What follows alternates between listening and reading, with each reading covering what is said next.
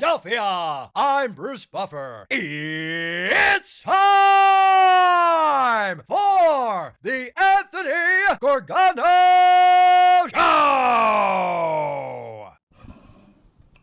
Live from the Xfinity Studio. Good morning! Happy Friday! Happy Football Friday! Yeah, baby, Football Friday. I don't know. I'm an idiot. It's July 31st, and that means we are in full go. It's go. The first Friday of football season as camp is underway. And we were just talking about this off the air. They are a drama-free zone at the camp in South Philadelphia. Nothing but work happening at Eagles camp. That's a good thing, man.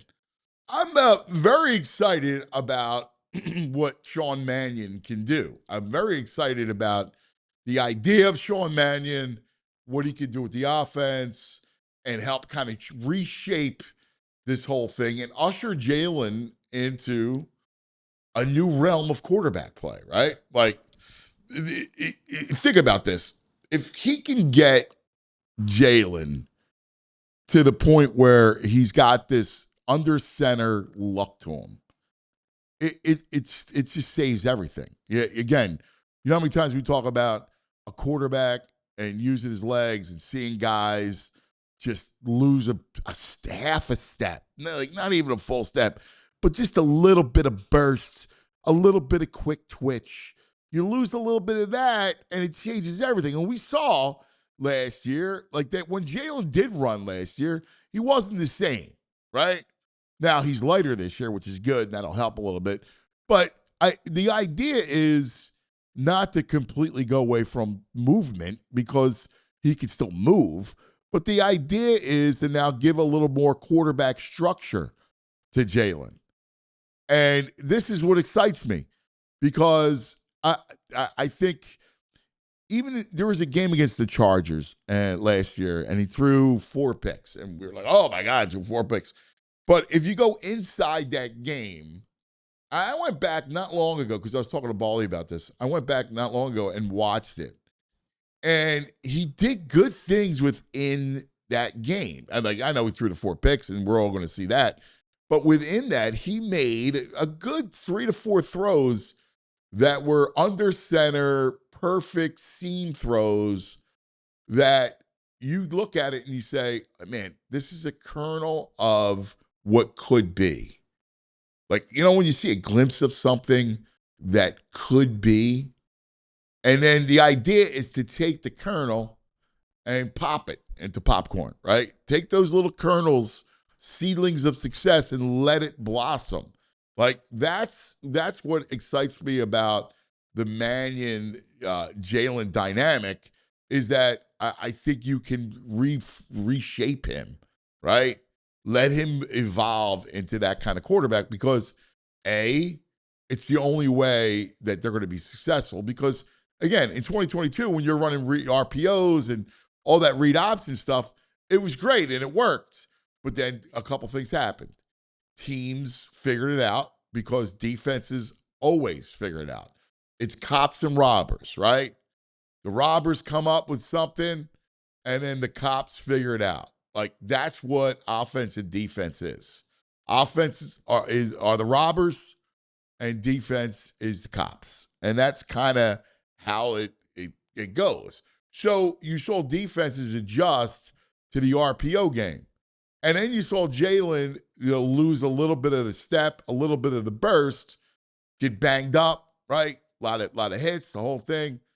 So now, by kind of reshaping him, because he can make the throws.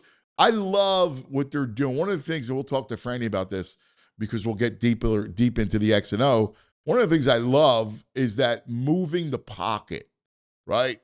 That I was dying for them to move the pocket last year. Give him throwing lanes, right? Let him go and give him throwing lanes, man.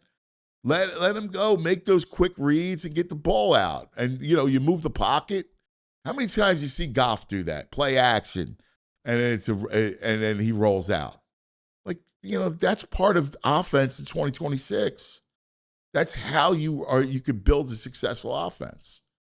So I'm thrilled by it. I look at it, and I think it's going to work. I think it's going to take a lot of time. I think it's going to be those kernels that you saw don't pop overnight, right? Even with a training camp. So, like, it's one thing when you're working and you're in shorts and you're doing that stuff, but it's another thing when you got real bullets flying at you, all right? And then you got to make those quick reads. You got to go through your progressions, right? You got to process it ultra fast. So there's going to be some time wrinkles, and everybody's got to be in the right place. And so to me, it's this 6 to 8 week kind of thing where you'll see glimpses of good, glimpses of great, and then glimpses of not so good, right? And I think ultimately by midseason it kind of settles into what it's going to be, and it should be very effective. So I'm excited. I really am. I'm excited to follow this. We talked about drama-free zone without A.J. Brown. Jalen, I said this on the show yesterday because I got a text from somebody about how good he looks as just demeanor-wise. He looks way more relaxed. He's acting even differently, right? Like a lot of times I think he was unto himself from what I know. And I think he's out of his shell, and I think he's enjoying it. I think he's enjoying this whole process of a new offense, that he's finally going to find the home. I think he's emboldened by it. I think he's energized by it. And so I do. I'm very optimistic that this thing could work. I'm actually excited by the prospects of it. So we'll get to a lot of heavy football. Franny Films is going to join us. We'll get to EJ will join us. So we'll do some heavy football. Kevin Negandhi is going to join us coming up at 9:20. So we'll look at Kev. We'll talk to Kev. Get into LeBron. Dave McMenamin did his really good story on ESPN about how the Sixers landed LeBron and the thought process behind LeBron and how and when they chose Philadelphia and all these other suitors that were involved, like the Celtics were involved at one point, like all this stuff. Really interesting kind of piece and how it's settled on Philadelphia. So once more, we applaud Mike Gansey, who's on vacation right now, a well-deserved vacation. And then I'm sure that it will be lots of fanfare once media day hits and everything else, news conferences, and everybody's excited for it. So it'll be a lot of fun. Also, trade deadline around the corner. Lots to do with the trade deadline. There's going to be a lot of interesting stuff with that trade deadline. And right now, the Blue Jays have emerged as a dance partner for the Phillies. And it's been like they basically named half the roster. Well, I saw Gausman and Hoffman and Springer and Dalton Varsho, who I don't want. Springer, I'll take because I do think he's a right-handed bat and he's still got some juice in that bat. He's a professional right-handed bat. He's better than what Garcia was. So, I'd like that. I like that much more than I like Dalton Varsho. And I don't know. We'll see because he's got to be dramatic. He's got to be bold. This is a deadline, a team that is sinking, a team that is starting to fall off a cliff. They got to get rescued. And now's the time to rescue them, right before the deadline, as they begin a weekend series with the Orioles. Washington will be in next week as the deadline comes. So going to be an interesting weekend. We've already saw some trades happening. So I can't wait. They need to do something big time. Good morning, VG. What's up, buddy? What do you think? I think what stood out for me. It's interesting. You like to relax in your downtime. You relax. You rewatch Chargers games. Very interesting.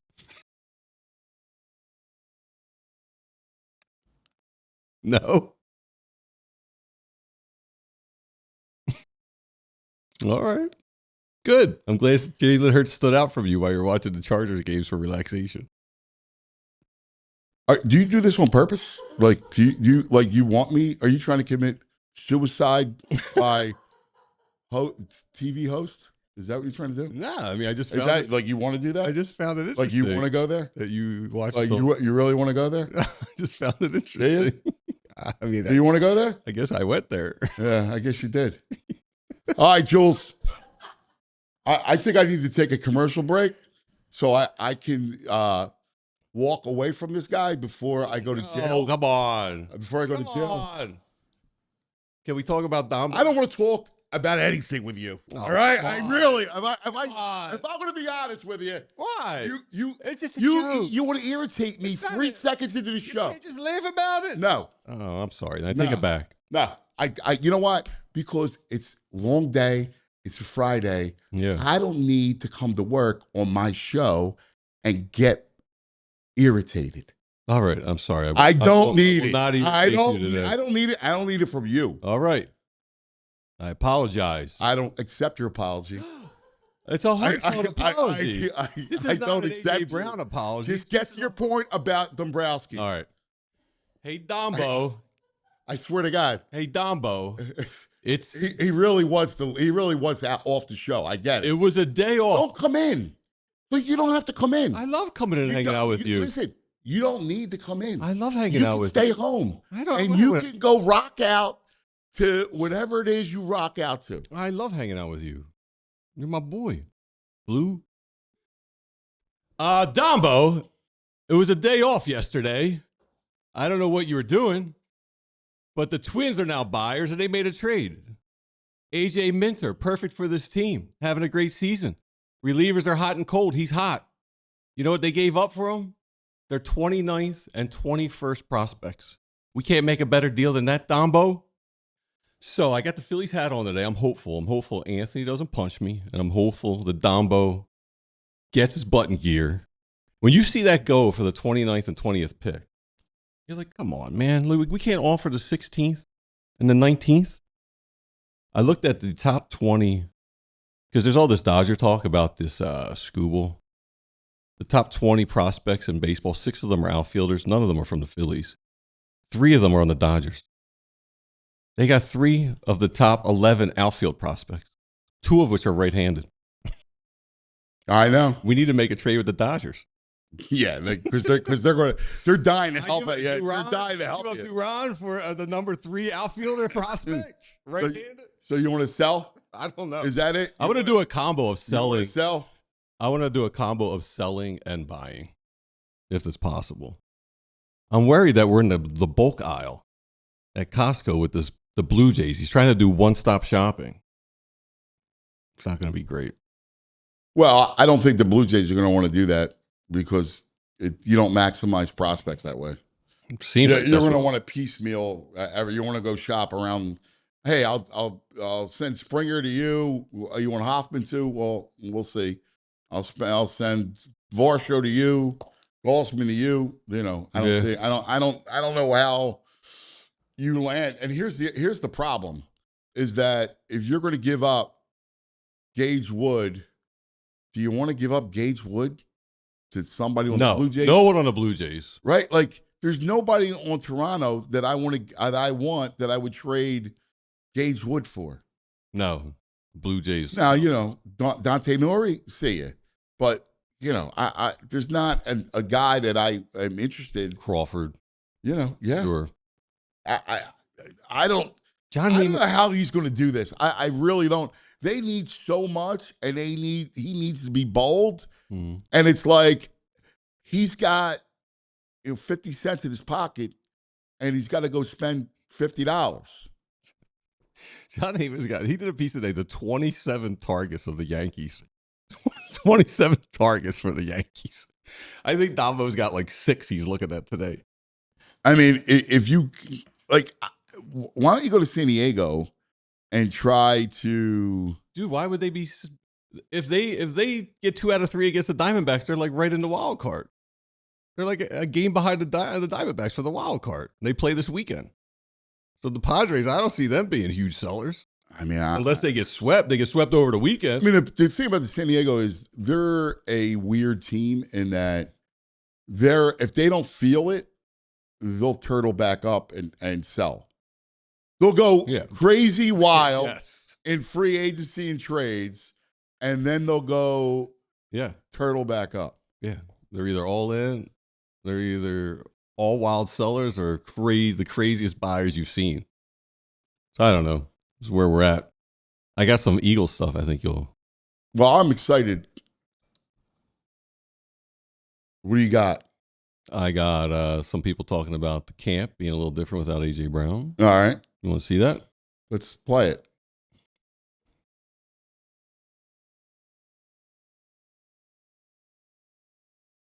I apologize. Get out. Get away from me. Get away from me. Yes. As it relates to the Philadelphia Eagles for 2 years, and here it's like it's just much quieter. Like there's always noise around the Eagles. We, in the news world, always are going to talk about them, but it's not the same. It's not like a Dave Brown as it relates to the Philadelphia Eagles for 2 years, and here it's like it's just much quieter. Like there's always noise around the Eagles. We, in the news world, always are going to talk about them, but it's not the same. It's not like a. So things it's a little lighter down there. Maybe Jalen having your best friend causing drama and tension. Not great. Yeah. Yeah. Your buddy causes drama. That's what happens. The other guy's like, get the bleep out. I know. Go to New England. Yeah. Go to Boston. Yeah. Get out. Sure. I get it. Jalen's had enough. You can't handle it. Jalen had enough because you know what? After a while, it's about being professional. So that it's not about stupid jokes or tweaks and stuff. It's like you follow a professional pathway. Mm. That's what Jalen's about. Jalen's about being a pro. Right. And about achieving and building something. Keep the main thing the main thing. And doing it the right way. Yes. See, there's a big believer, Jules, about like when you do, like in football, when you attack something, you attack it the right way. That when it's work, you work. Jules gets it. That's why Jules rules. That's the beauty of it. Listen. I'm gonna hang out more with Jules. I hung out with her the other night. It was good. I'm gonna hang out with her more. Yeah, maybe you should. Off on me. Yeah. I'm afraid for Jules. She had a great time the other night. I'm afraid for my girl, but hey. Listen, I think I told you this yesterday because I got a text from somebody. The fact that he is in it feels like he's in a great headspace. And that's everything. Mm-hmm. Yeah, he seems relaxed and he's buying in. And we got Myalata talking about our boy.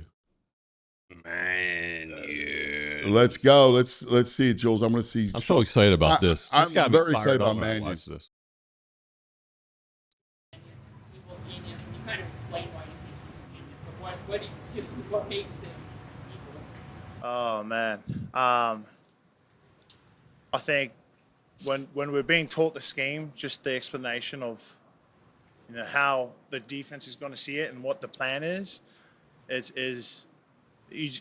in those meetings you just see like, oh wow, that's actually pretty smart. What did I think about that? But you don't think about it because you're an offensive lineman. So it's when you get to come out here, you run the plays, and you may not like understand it at the time, and then when you go through the meetings and he breaks down everything. Like there's a purpose to everything in the play, and then you see it unfold, and you see the defense like kind of confused, like okay, who's covering who now in this motion? How does that affect the D line and the O line? How does the run still? Even like teaching the O-line on some of the concept, this is how you should run. This is how we want you to run because we want to invite these linebackers downhill. And there's a lot more to it than I guess I thought an offensive coordinator can bring to the table. And, yeah, I've just been blown away by that evil genius. So. Wow. Blown away by that evil genius. Man, I mean, if there is something if he can get this thing right, if they can get this thing working, look out, because their defense is so good. It's the fact that when I was talking yesterday, the guy was like, dude, defense looks tremendous. Defense looks scary good. It looks really, really good. So if you have any kind of offense going, you get anything, and you have that kind of defense. I mean, look, I know everybody's talking about the Rams, and they're going to be good, but the Eagles' defense is really, really strong. Dude, he's worked with not just Patullo. I mean, he worked with Kellen. And he's like, I didn't even understand that this was possible from an offensive coordinator. And the way he breaks it down and so makes he explains everything. Kellen Moore thing's fascinating because, I know they wanted to do certain concepts, but I don't think they were ready yet. Like, I don't think Jalen was ready for those concepts. I don't think Nick was ready for those concepts. I think you made the point yesterday, which I agreed with, that you got to go through this. You got to go through last year and the offensive struggles to kind of get to this point where the organization goes, listen, this is how we need to play. This is how we need to play offensively. And I think that's kind of, and look, to your point about AJ, he's gone, and it's like I can concentrate on the offense. I don't have the headache of this dude going, give me the ball, I'm open. I mean, look, he's a great player, but that's got to wear on you. When you read about a little play action, Jalen rolling right, hitting an easy crosser to Devontae. Well, that's the hidden yards in the offense. Yeah. That's the kind of thing that those hidden yards is why this offense is in vogue in 2026, right? Like, that offense, what you saw from the Lions, right? Like all the play action, Ben Johnson brought it to Chicago last year. That stuff where he's rolling out and you hit guys, that's why they call it quarterback friendly. Why Shanahan can do it with Mac Jones when Purdy's out and their offense goes. Because it's all about you scheming guys open. I'm all in. I'm feeling good. All right. Lots to get to. We got Kevin coming up. Man, it's been a while. I'm excited. We'll talk to Franny, EJ, the brain. A lot of LeBron stuff. The story on I don't know if you read it from Dave McMenamin. It was really interesting. Just the whole concept of, how LeBron got here. I was out last night at an event, and we were talking all about the LeBron. The LeBron thing is wild. It's energized an entire fan city. Like, I don't even think we understand how big it's going to be from a national standpoint, because everybody's going to descend on Philadelphia. I was talking to someone from the Sixers yesterday, and they're like, yeah, dude, it's already wild. Like, we already have crazy requests. You watch ESPN, it's all day. Sixers talk, LeBron talk. Oh, when's the schedule come out? It's got to be Sixers and Knicks at Madison Square Garden for the first game of the season. Well, I want Sixers Knicks in Philadelphia because you ain't taking over. Yeah, right. All right? You ain't taking over the arena, the X-Mobile, Xfinity Mobile Arena, like last year. Like, those days are over. All right. So that would be awesome. Yeah. The only downside is it's Manhattan prices now for these tickets. That's true. All right. Lots to get to. We got to take care of some business. We'll come up with Kevin straight ahead. But first, a word from our friends. Let's talk about, the Bet Park Sportsbook online casino app. Phillies and Orioles tonight. Phils are dogs. They're dogs. Yes. Well, Orioles are minus because tonight's a bullpen game. They're going against Brandon Young. Keller, they should hit Young. He's a right-hander. They should hit Young. Yes, they should. The problem is the Orioles will probably hit the Phillies bullpen. Think about it. It's Keller. It's going to be a bullpen, and the shape of the bullpen right now. So I'm expecting you might want to lots of runs. An Alonso home run tonight. What's the total?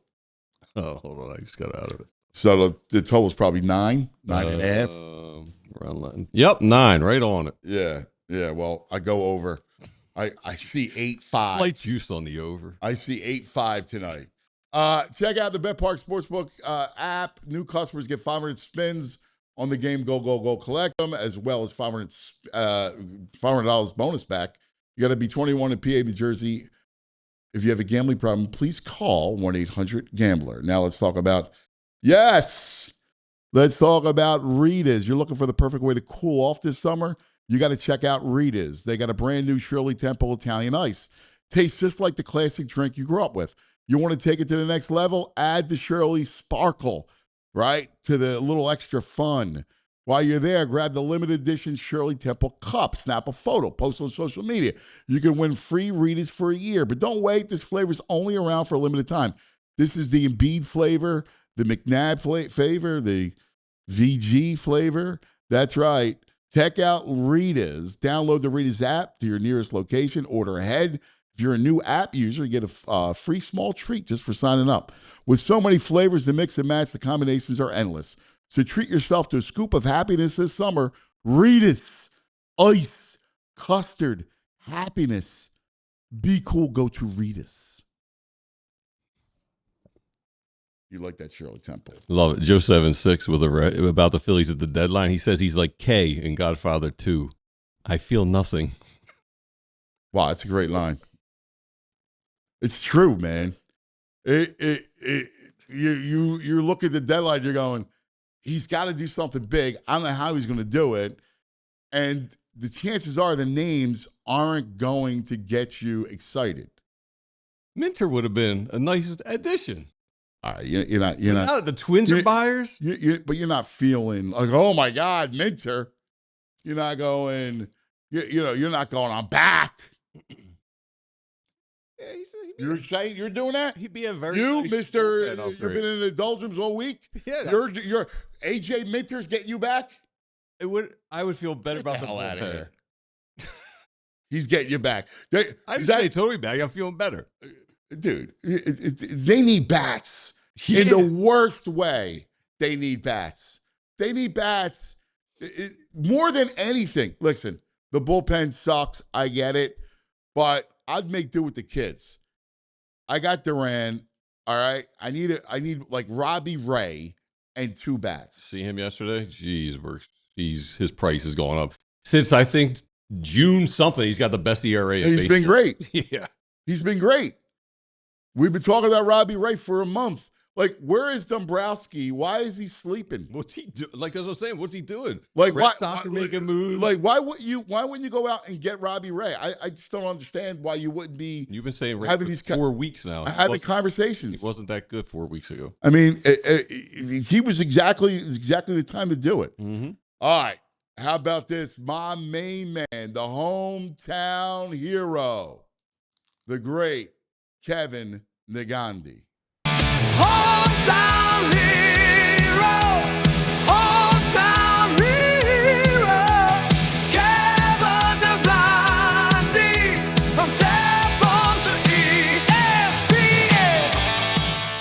Infinity Mobile call-in line. That's right. Here we go. The big takeaway with our man, ABC, ESPN, Kevin. What's up, brother? Fellas, how we doing? Good to see you guys. We missed you. I missed you guys. It's been a whirlwind. This is supposed to be an off season. It's the opposite in the summer. So a lot of traveling and I'm glad you could adjust the schedule and get me in to talk to you boys. Hey, tell everybody about the tournament. So pretty cool experience. My 14-year-old got invited to play at the Futures tournament where the best players in the entire country get together. We were when he got the invite a couple weeks ago. I'm a realistic dad. I was like, "Wait, you sure you want my son?" so he represented Connecticut, and the coach was like, "We love his speed. We love how he tracks balls. He's a lefty, an outfielder." So okay, I was like, okay. After we sorted through all that, so it's this prep baseball futures tournament. The top seniors and juniors in the country get together. They all play. They represent their region or their state. And then the top ninth graders and eighth graders get invited. So on one part of the complex, you're walking around and you're seeing about 250 to 350 college coaches and scouts from LSU to Georgia to, Fordham, Bucknell. I mean, Stanford, Harvard. You see literally everybody. And then you go to the juniors. We like that Negandhi kid. Yeah, right. No, we're still years away, but you go to the juniors field and you're seeing a kid from New York throw 96. And then there's a kid on that team from New York that hit 3 home runs and 4 at-bats. And you're just like, this is different.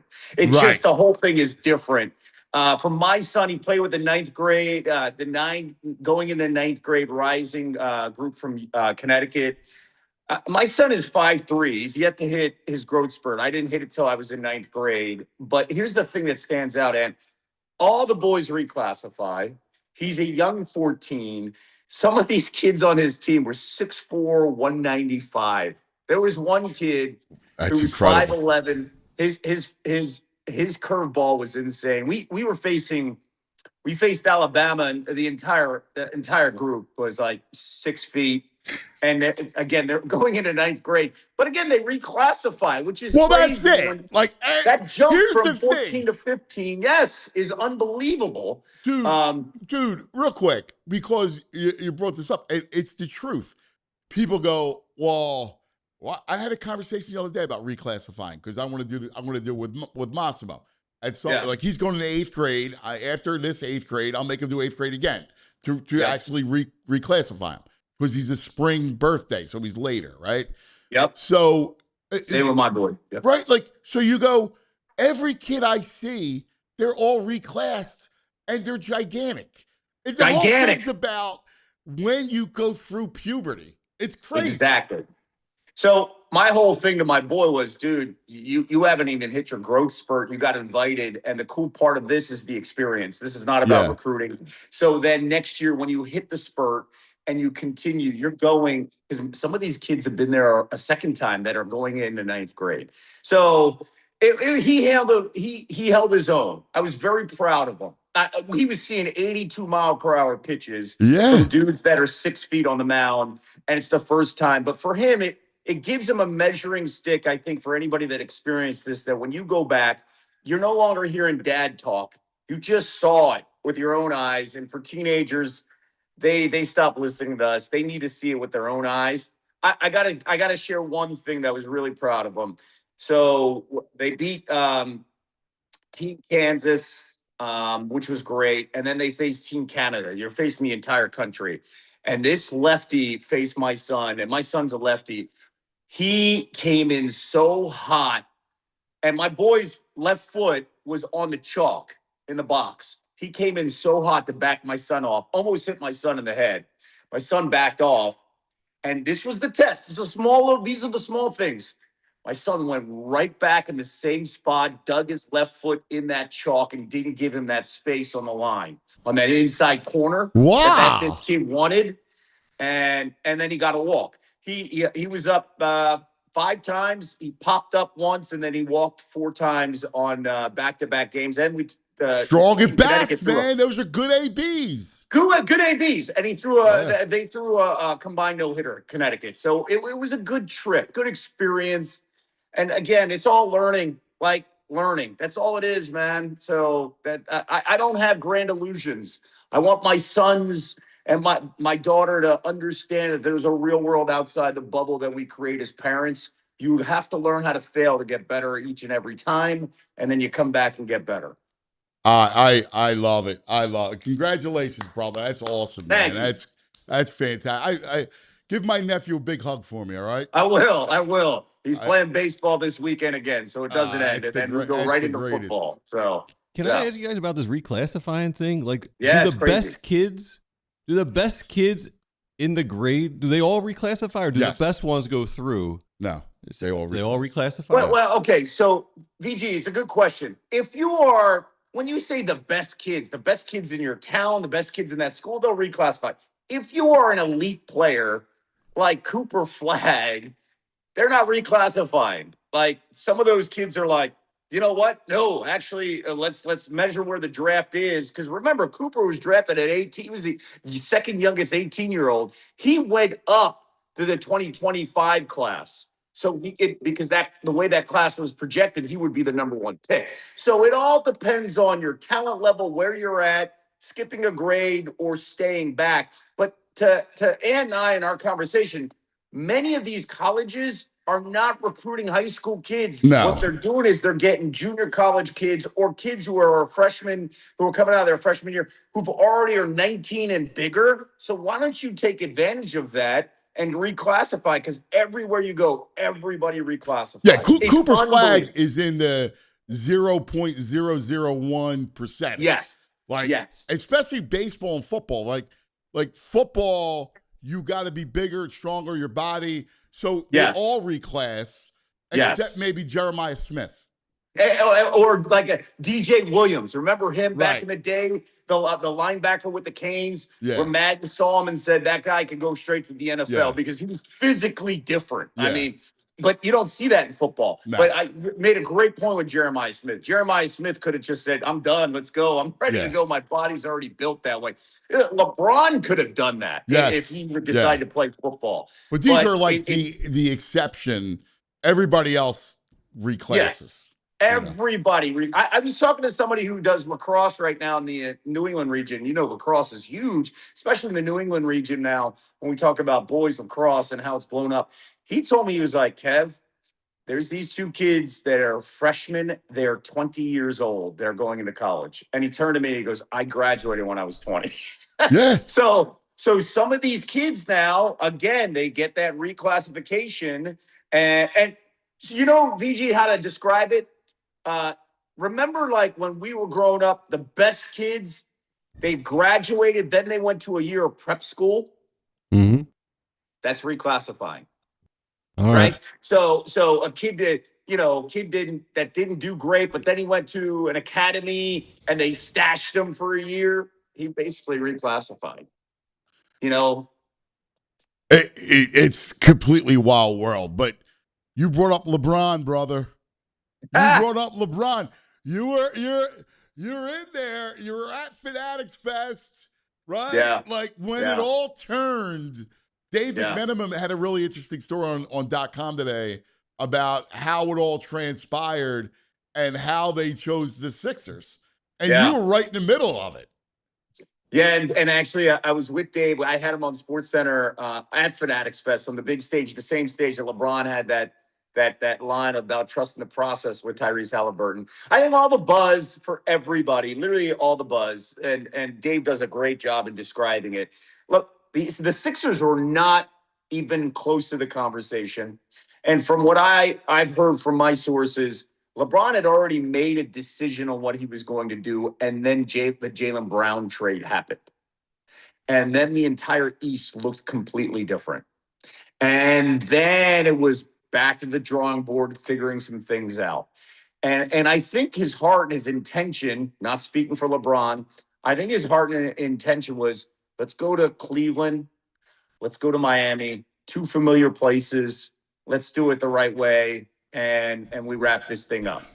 And then ultimately, though, when you have, the blessing of your wife, who's basically the blessing of your daughter, because, Zuri and Savannah. The boys are out of school. So exactly. So lifestyle comes to play. I will tell you this, and I think it's been said out there by Rich Paul.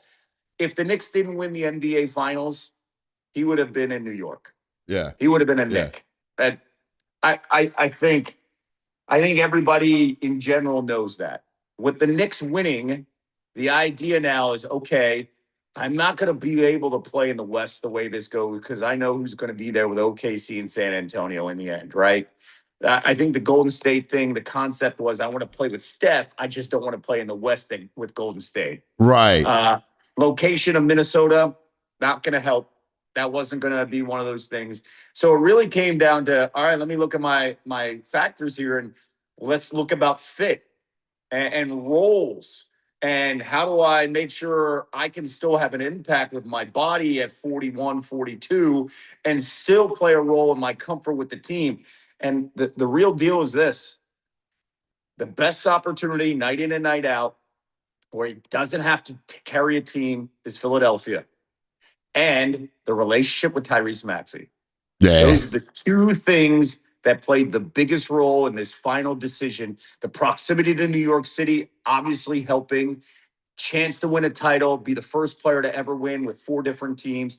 LeBron thinks bigger than just now. He thinks legacy, how he's going to be remembered, because you don't get to go back. And everything that's going to be written, you got to do right now. And I think all those factors played a role here. And the Jaylen Brown, it's the butterfly effect. If the Celtics would have included 2 players, they get Giannis, and Jaylen Brown goes to Milwaukee. And when they pulled back and said, no, we don't want to include two kids, it changed the whole trajectory, I think, of the entire offseason. So, because Dave said that Boston was on that list. So, Yeah, if they get Giannis, they probably get LeBron, right? I would think so. So, they would have had Tatum, Giannis, and LeBron. Yeah, but Who instead, was the player that Boston, instead, did they say who Boston didn't want to give up? There were 2 guys. I got to look it up. I know they're off the. I think one of them's Hugo Gonzalez, and I think the other guy. It starts with a B. It's slipping my mind. That's crazy. Yeah. You would think like, yo, man, like you got to go for it, right? Like, so the thing kind of, which is amazing that they do the George deal, because the George deal, I still don't even understand that. I mean, Kev, I get the analytics and all this other nonsense that they put out there. Why would you want Paul George? I don't understand it. I think they got to save face because of the volatility that what they were asking for and what they were getting it as offers, and they've already said no. It was like hey, we've got to cut our losses while we can. The idea that we can get Jaylen Brown here without giving up VJ Edgecombe still blows my mind. Still blows my mind. I think the Paul George series, because Paul was actually pretty good in that series, their hope is that if we could have a wing guy like Paul George as a defender, potentially against the Knicks, and he hits threes, then we can get by. I'm not saying it's right. I'm not saying it's true. And listen, I agree with you. I think the series had something to do with it, but he's an older player. Like, with an awful contract. Right, all of it. I just go to expect him to play like that for the long haul is just foolish. Well, listen, it is. Brad Stevens, I think, is a phenomenal executive. Look at his track record. You kind of want to be like, does Brad know something we don't know? Kind of like sometimes when Danny does a deal like this, right? Danny Ainge has done enough deals where you're like, benefit of the doubt, we don't understand it. But as of right now, it'll go down as one of the worst trades in recent memory. And it's not in the Luka conversation, but it's darn close. Yeah. Yeah. Yes, brother. So you look at it, Brown comes here, and then all of a sudden, that was the whole thing, almost like the bat phone in the sky to LeBron going, Maxey, like you said, the relationship with Clutch. He's known the Sixers ownership, like he gets it from before. And then I'm fascinated because he's aware of everything. The amount of love that he's received on social media from Philadelphia and the excitement that Philadelphia has shown for him, I mean, he's gotten more adulation and love than 8 years in L.A. That's true. That's true. But we also know our Philly brethren. He's getting the love because they haven't played a basketball game yet. And then it goes like, he picked us. He picked us over everybody, right? Yes. There's always that insecurity. He picked us, not you. He likes us. That plays a role here. But, you bring up a very good point. He's got more love, I think, in an off season than he's heard in 7-8 years, right? But one thing LeBron has never experienced from a home team is the boos. Never experienced that in Cleveland. Never experienced that in Miami. Never experienced that in LA. It's a different beast.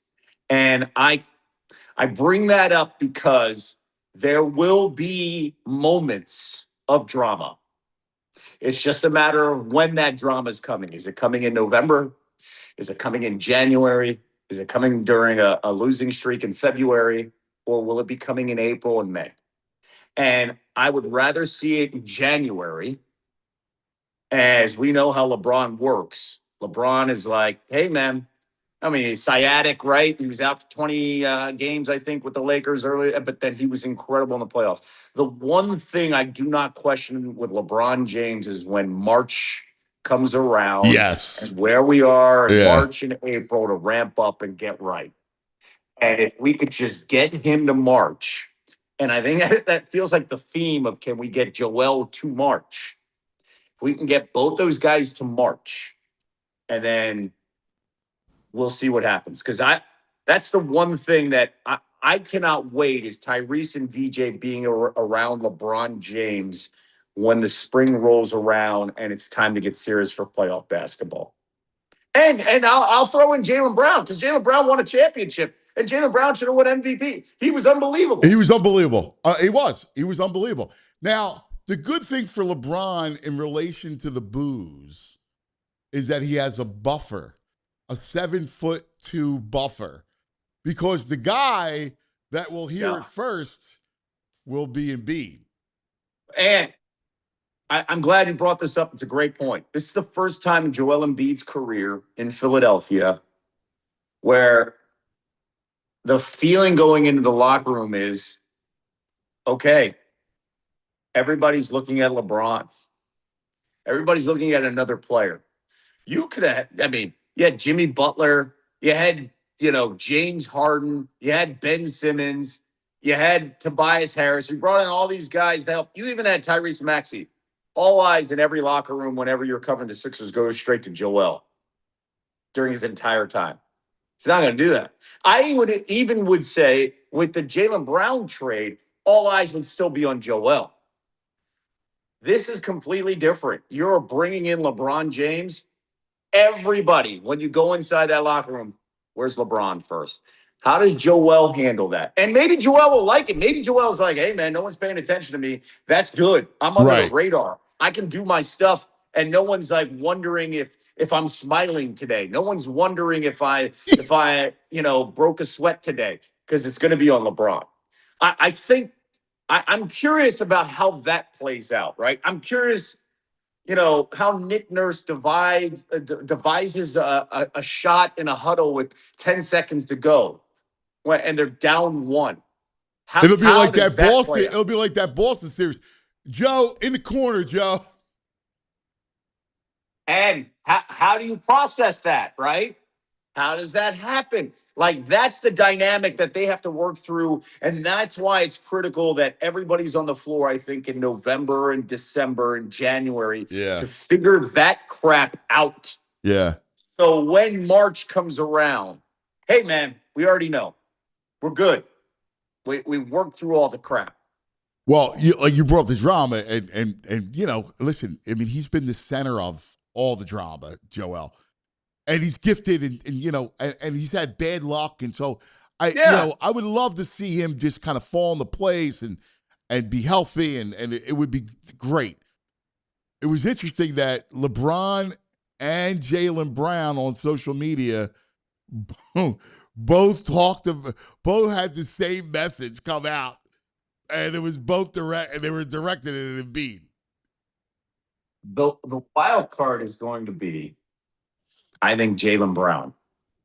Yeah. Like, I think the wild card will be Jaylen Brown, because we have no. First off, Jaylen's a smart guy. We have no idea what to expect with Jaylen Brown, and where it's you and Tatum. Last year, it's just you for the majority of the season. You carry the team. You talk about how rewarding that experience was. And now you come to a team where you have Tyrese and you and Joel and LeBron. And I hate the fact that it was like, do you not understand how they won basketball? I hear that all the time. And I'm like, shut up. Listen, smart basketball players know how to play with each other. LeBron is not, in this part of his career, is not like, I need the ball. I'll be the facilitator. And you get your wish. Tyrese comes off ball. He's no longer the point guard, at least for a lot of minutes on the floor, which will have his legs, which is great for him. And I want to look at, like, this is what I love about this team right now. Okay, this is what at the moment, and then we're looking at it as paper. Each and every night, you don't have to have your best. Jalen's got 30 tonight. Yes. Tyrese, you got 30 tonight. VJ hey, LeBron, could give you 28. You want to give us a triple-double? You got it tonight. VJ, oh, shoot, VJ's hot. Just give him the ball, right? I think some of those guys in their career understand that. Like, okay, we get it here, we get it there, but we'll be hot in the playoffs. And then the cool thing is, to me, the really cool thing, we've got a guy on our team that absolutely hates Boston the way Jaylen Brown hates Boston. The Celtics organization, right? Like, I think that's a big deal. Like, Jalen's not going to back down from the moment. LeBron understands that early in his career, what he had to deal with Boston. They also understand that New York's in the way. Like, we got guys that experience this stuff in previous stops, and they're not trying to sort it all out. Dude, I mean, it's really going to be fascinating, man. It's going to be incredible. Every day it's going to be the gift that keeps on giving. Yes. Yeah, like every game's going to be must-see TV. Like how it looks, you know. But you're right about Jaylen Brown. Because of all the LeBron stuff, you almost forget he's here, even though he's going to be a huge part of this thing. Yes. And he is a very, interesting character? Because he's a character. He is, but listen, here's the thing about Jaylen, though, man, that I think really helps. There's going to be some nights where when LeBron plays. And I respect him on that, man. He has an idea that when I go out and play, I'm not going to dog it, right? But the way his body is, he's got to take care of it. If there's a week where he's out, an ankle, or 2 weeks where he's out, Jaylen Brown takes over with Tyrese, and Tyrese doesn't have to look around. Yeah. The one thing that I felt bad for Tyrese when he had Paul George and Joel was he would show up and be like, I have no idea who's playing with me tonight. Yeah. That was rough. Tyrese knows no matter what, I got Jaylen Brown that's playing with me tonight. Yeah, I got Jaylen. I got VJ. I got playing. VJ. Yeah. Yes. Now, the only thing I wish they had another big.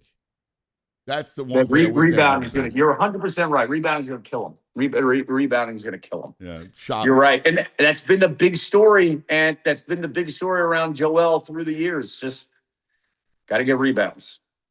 All right, brother. Let's go around the horn. Okay. Where are you at with the fighting Phillies as the sinking Phils? Here they are. They have lost every series since the All-Star break. They got swept by a team that had lost 12 in a row. Embarrassing. It can't hit. Embarrassing. Their bullpen is horrible. And even the three great starters are showing some wear right now. Yeah, because they can't carry every single game. That's right. It's embarrassing. I got nothing on this because I'm already looking at Jalen Hurts clips, and I'm like, okay, I'm listening to Eagles sound bites because this is all predictable. All of this was so predictable. They haven't figured out a center fielder, and I know I'm glad that they gave Crawford a try. The Garcia stuff didn't work; he got hurt.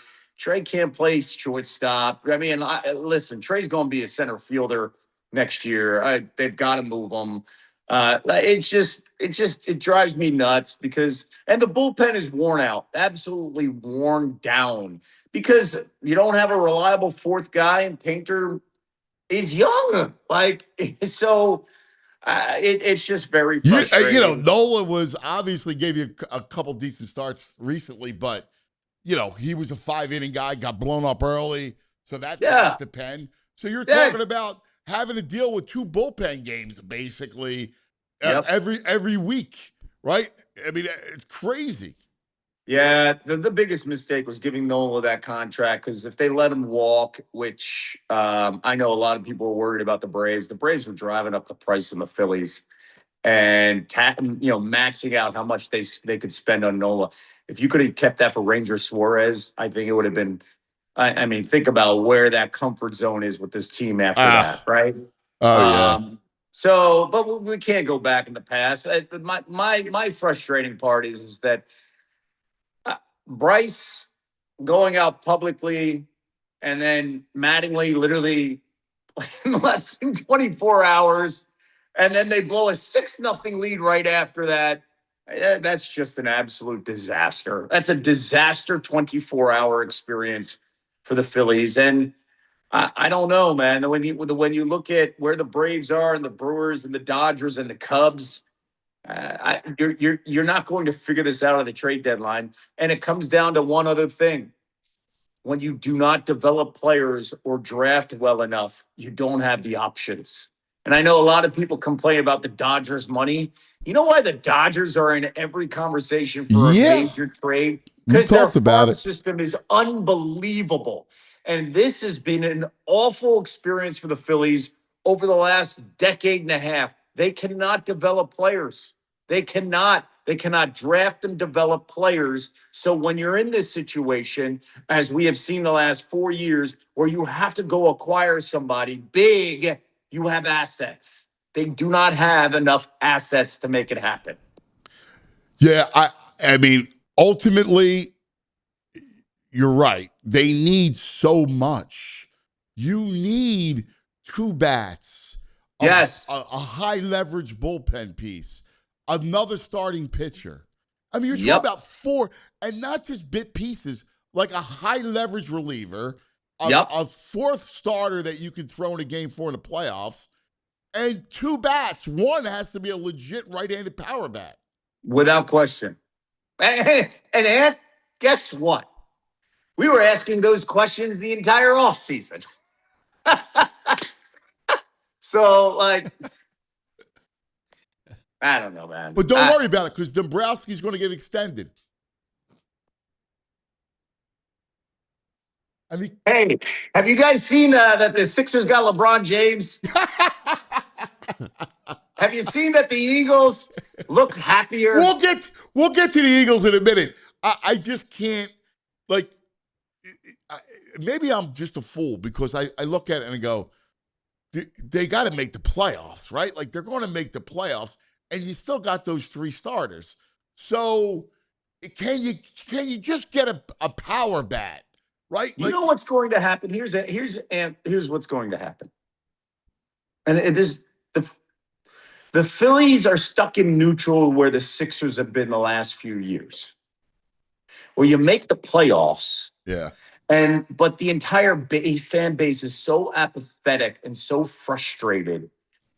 And you see the crowd when the Knicks come into town and everybody takes over, and it drives me crazy. But there's no in-depth layering look at the Philly fan is just apathetic, because it's like, emotionally, we can't keep doing it. And I think that's what's going to, I think the owner is going to see that with the Phillies at the bank in the fall, when he's like, wait, I thought everybody's going to show up. They show up. We love it. We care. The place is electric. But if we already understand and realize that, I think we often forget where this team was in that series against the Cardinals in 2022. We were already done and checked out and frustrated with that team. And then they found a way to win that series. And then boom, the thing popped off, right? But we've always realized the same things. We've been waiting for guys. We've been waiting for the third baseman. We've been waiting for a center fielder. We've been waiting for a bullpen. They finally got the closer in Duran, and that's a credit to Dave Dombrowski. He deserves that. Phenomenal. Right, but you stuck with Bohm. 3 years ago, you knew you had to move on. Like, can you? If I told you that 3 years ago that Bohm, Stott, and Marsh would still be here, I mean, come on. Like, you knew you had to move on from those guys.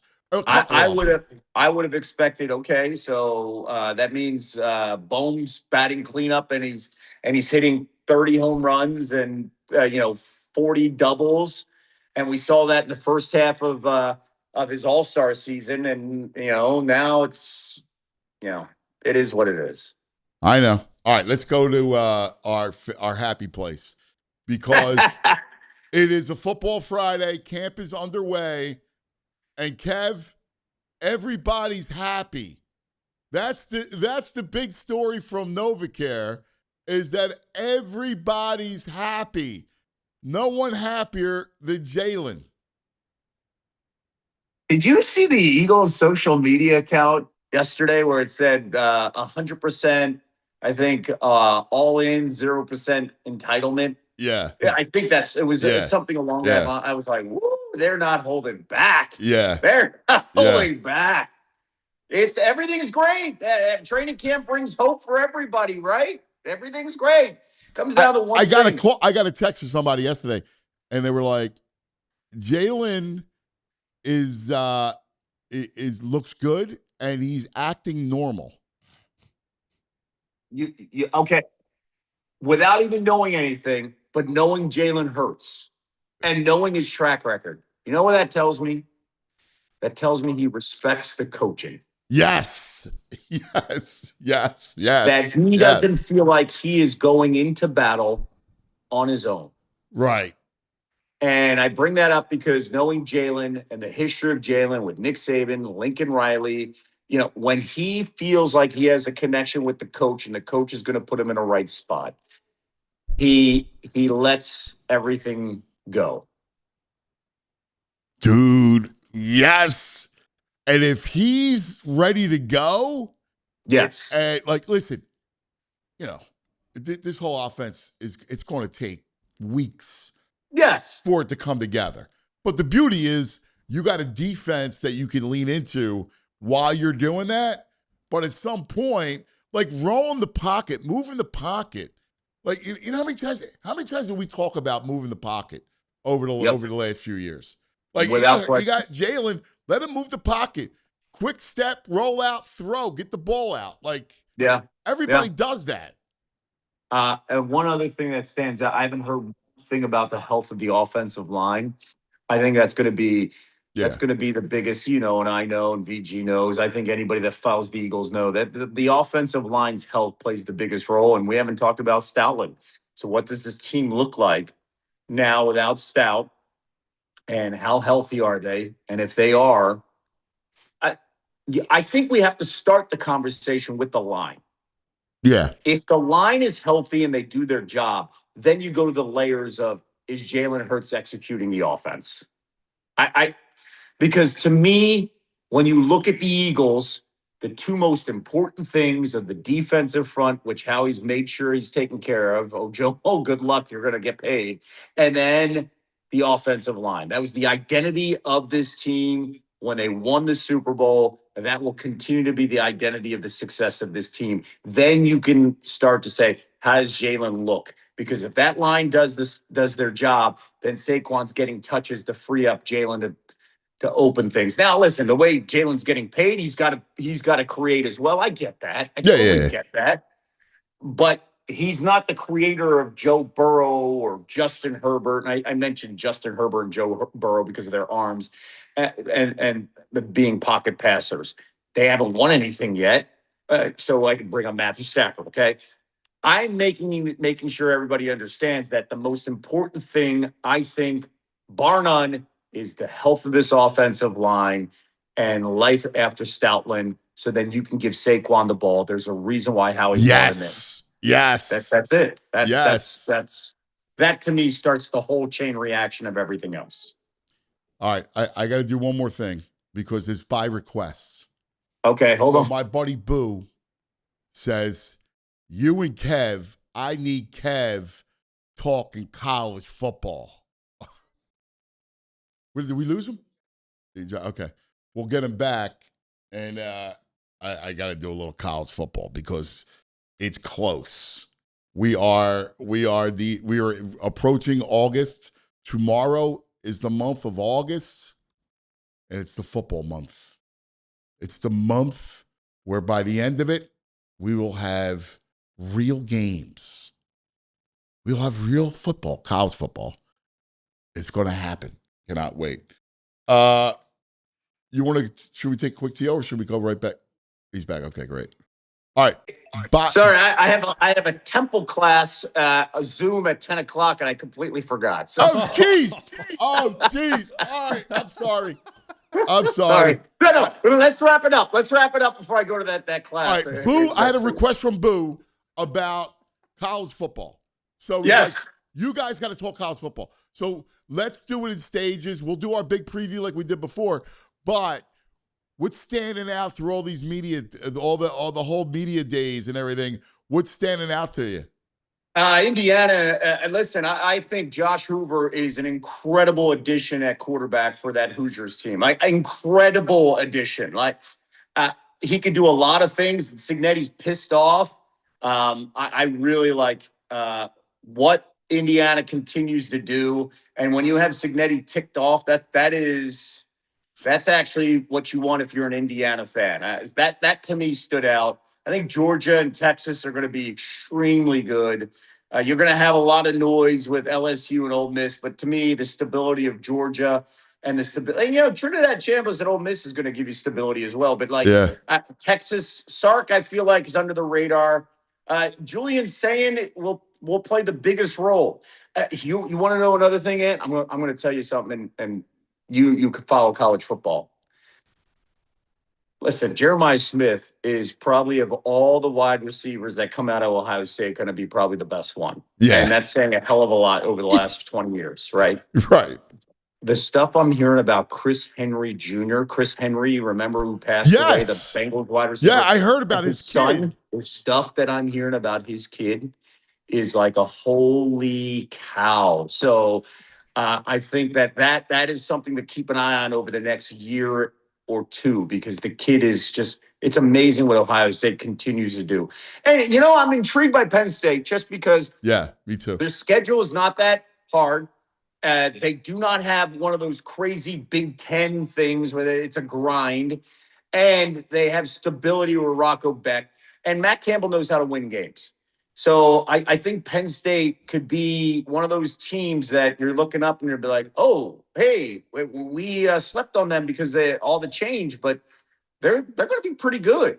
So I think Penn State has the chance to, understand, though, it's not sexy. Matt Campbell comes from Iowa State, man. There's a lot of meat and potatoes, but I think that the Penn State base has to be patient with them. His style wins. That's and it wins in that conference. Yes.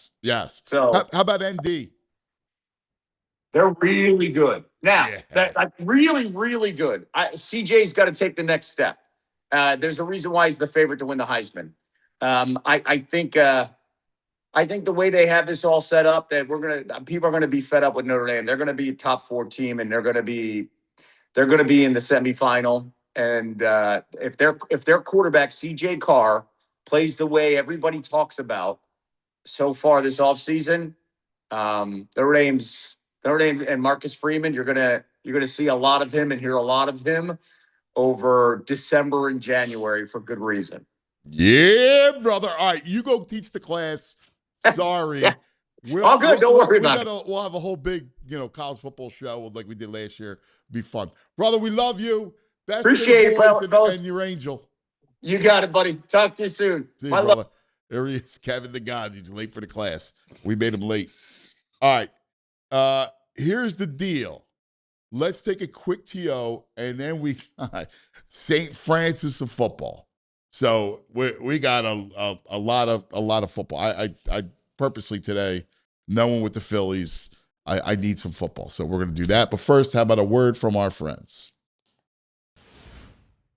Is it me, or does summer always make you want to switch things up around the house? Maybe finally replace that old couch you've been talking about, or give the bedroom, give it a little refresh. Well, Ashley's Summer Savings Event is the perfect excuse to do it. Right now, you'll find stylish furniture starting at just $399, and for a limited time, you can pay no interest for 5 full years, 0 interest. So whether you're updating one room or the whole house, now's the time to make it happen. Upgrade your space, enjoy those summer vibes, and shop Ashley's Summer Savings Event in-store or at ashley.com. Elkin Chevrolet, run by three brothers, real brothers, local guys, great guys. And right now, they're lining up deals that are very hard to beat. They got a huge inventory of Chevy trucks and SUVs, everything people actually want to drive. Equinoxes, Trailblazers, Tahoe Suburban, Silverados. And the prices, well, they're going to move fast. If you've been thinking about it, now's the time. Whether it's getting to a game, getting to work, or just getting out of town for a bit to maybe watch the Sixers or Flyers play, you'll drive off in the perfect ride at the perfect price. And here's the thing. This isn't just a one-and-done kind of place. These are the guys you go back to again and again because they treat you right. No runaround, no games, no haggling, no hassles, just real people, real deals. Elkin Chevrolet, real brothers, real deals, and a whole lot of honking good service going on. Super easy to get there. Route 73 South in Marlton. Elkin Chevrolet. Is it me, or does summer always make you want to switch things up around the house? Maybe finally replace that old couch you've been talking about, or give the bedroom, give it a little refresh. Well, Ashley's Summer Savings Event is the perfect excuse to do it. Right now, you'll find stylish furniture starting at just $399. And for a limited time, you can pay no interest for 5 full years, 0 interest. So whether you're updating one room or the whole house, now's the time to make it happen. Upgrade your space, enjoy those summer vibes, and shop Ashley's Summer Savings Event in-store or at ashley.com. They do not crave food nor drink for nourishment, for they exist solely on the glow of the all-22 monitors. They are the Leatherheads, and he is Franny Films. That's right. On the clock, brought to us by Ashley. Our good friends at Ashley Furniture brings us St. Francis of football. There you go, brother. We are on the precipice of August. I love August. Almost there. Yeah. What's going on, guys? How's it going? It's going well. I'm very excited because, you know, we're talking a lot about the stress-free zone, the drama-free zone that is Eagles camp. Yeah, I mean, so far it's been really smooth sailing. Obviously, getting Jalen Carter done, basically on the eve of camp, as guys reported, that was certainly big news and one big monkey off your back if you're Howie Roseman and Nick Sirianni going into the season. And so, being able to get that done and get that expedited, that's great. So now they kind of hit the ground running.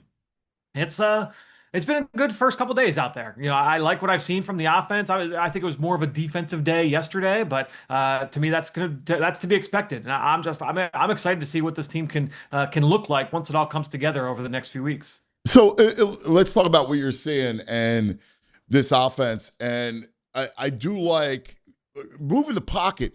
How many times did we talk about like move the pocket?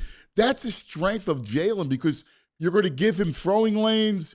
You know, it's going to be easy for him to find his reads, to get the ball out. And I love the idea that already, here we go, they're going to move the pocket. Yeah, I mean, you're certainly seeing a lot of that, a lot of play action boot, whether it's to the right or to the left, and you're seeing Jalen making those throws on the run. I think that when you look at what that does for the quarterback, right? You're cutting the field in half, right? You're making it pretty well defined in terms of what you want the reads to be. It's maybe it's a 3-level read where it's you're making 1 to 2 to 3, working from touchdown to check down, right? You're going from the deep route to the intermediate to the middle. Some of those you might be looking squarely at that intermediate route, and you're hoping that the vertical route kind of creates some space over top. So it's going to be a little bit different depending. But to me, the big thing, and it's all intertwined, it's all kind of married together, is that when you're under center, what that can do with expanding the run game and giving you lots of different options in terms of like the types of runs that you can call from under center as opposed to the shotgun, how much easier it is to get to those runs. But then, all right, you have some that are going to be inside, downhill gap scheme. You're going to have inside zone. You might have some more of your perimeter stuff. But then all of the play actions off of that, right? So, yeah, there's going to be some under center play action boot plays where Jalen's going to be rolling right or left. But then there's also the straight drop back. Yeah. Maybe there's going to be some half rollout and throwback. Maybe there's half rollout and screens. Like it diversifies everything, right? And it just opens up things a lot more for the offense. And so, I am excited about what I've seen from this offense the first couple days. Was it going to be a half measure, right? Was it going to be like, oh, we're bringing in this guy, Sean Mannion, and he's got these ideas, but we still want to mix in a lot of the other things. No, it really does feel like they are fully embracing this philosophical shift, and to me, like that is the way to go. If you're going to do it, do it. And You got to that's be the all way in. I'm completely with you. You know, it's funny. We were talking about this earlier, but with Kellen Moore, right? Because I know that Kellen wanted to put some of these principles in, right? Like he was. That's what he wanted to do, but he didn't really have the buy-in, not from the quarterback and not from the head coach, right? Like those guys were like, they were lukewarm on it. And to do this, you need like complete buy-in. And I love the fact, listen, you went through a tough year last year offensively, but the offshoot is the organization goes, no more. We're bringing this guy in, and this is what we're going to do. Yeah, and honestly, like I give a lot of credit to Nick Sirianni for this because that can't be easy to do that and say like, hey, like we're going to put a lot of this to the side. And look, there's going to be some carryover. Like they didn't throw out the entirety of what they've done in the past, so I think there's going to be elements from the past game where it's like, oh yeah, like there's some of that is there's going to be some carryover, but. Again, like when you go under center as often as what we've seen them do, and again, like when you're doing early in camp, we talked about this earlier this week.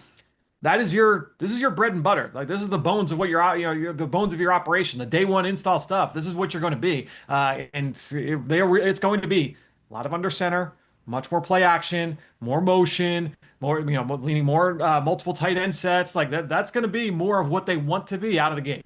And listen, this is what Jalen has to do, right? Like if you're going to continue to be the evolution of a quarterback, you saw it last year, just a tick slower, right?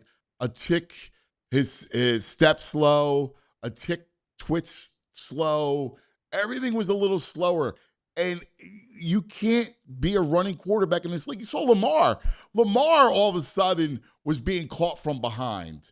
This league at some point, you got to morph into being a pocket guy, or at least, working from the pocket. It's crazy to say, but Jalen's getting close to his third contract, right? Like he's not a spring chicken anymore from that standpoint. So yeah, you want to be able, if you're going to have that kind of lasting power, being able to find those offensive systems where you can be that pocket passer for long-term sustainability. Yeah, that is going to be important for him, just like it's important for all these guys at that position. So I heard somebody told me that he looked lighter. He's looked a lot happier, or like into it. Like he's got a good headspace. Yeah, it definitely seems that way just through a couple days. Now, look, they were, for people that haven't been down there at the practice facility, there's 3 practice fields, right? And depending on which day you go, like they kind of rotate which fields they're on, so you're not churning up the grass every day. So they go rotation. The first day they were on one of the side fields where you've got great access.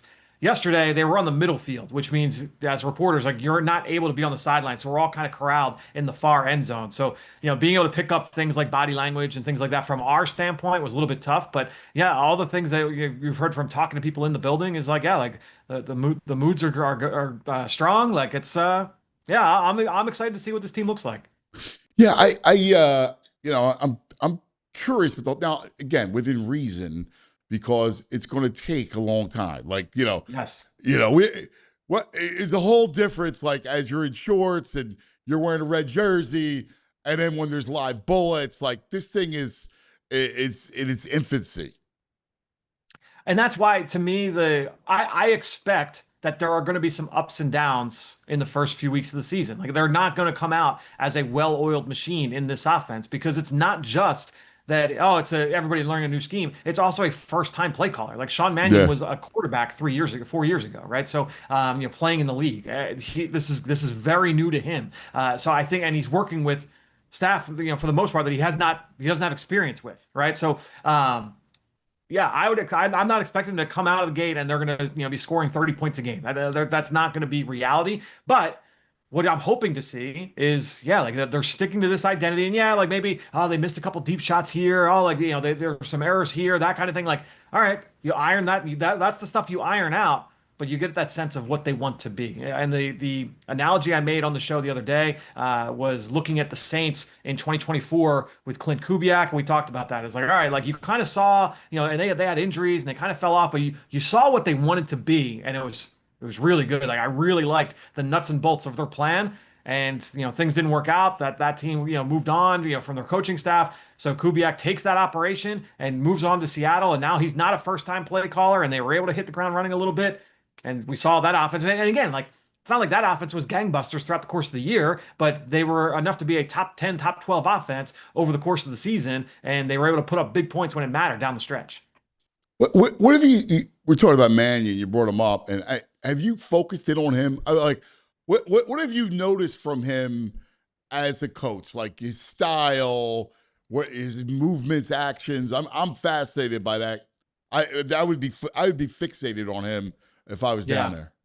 Yeah, and again, like because we weren't like on top of those guys yesterday, it was a little bit difficult. I would say, like off the conversations I've had with people, extremely detailed, extremely like anyone that's been around him, like in the meetings and stuff, it's like he's impressive. And the way, even like listening to Jordan Mailata talk about it publicly yesterday, like, hey, he will bring up something, and maybe we have a play out in the field. We know, like, all right, as an offensive lineman, this is what our role is on this play. And then when we all get together and watch the film of it later, and it's like, yeah, like the reason why they are harping on ABC for us as offensive linemen, look at what that does to the defense, and then how that helps Jalen, how that helps the wide receivers. And so the big picture and how he's kind of connecting the dots for all of us was eye-opening. I'm summarizing Jordan's point, but like I think that has been echoed by the conversations I've had with people behind the scenes, where it's like, yeah, like everything is really, really buttoned up, and that's good, and it's important to separate, right?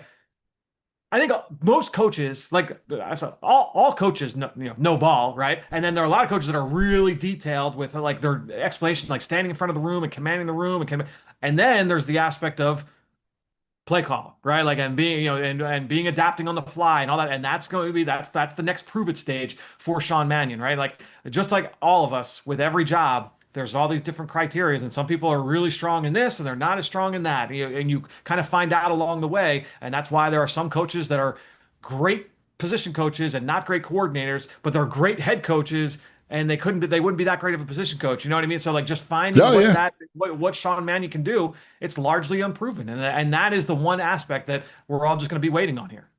I know. I'm fascinated by it.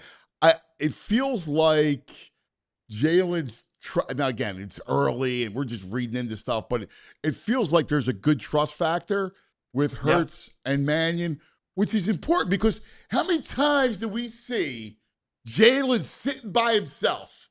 Like there was no coach, nobody's coming over, no the iPad, nothing, right?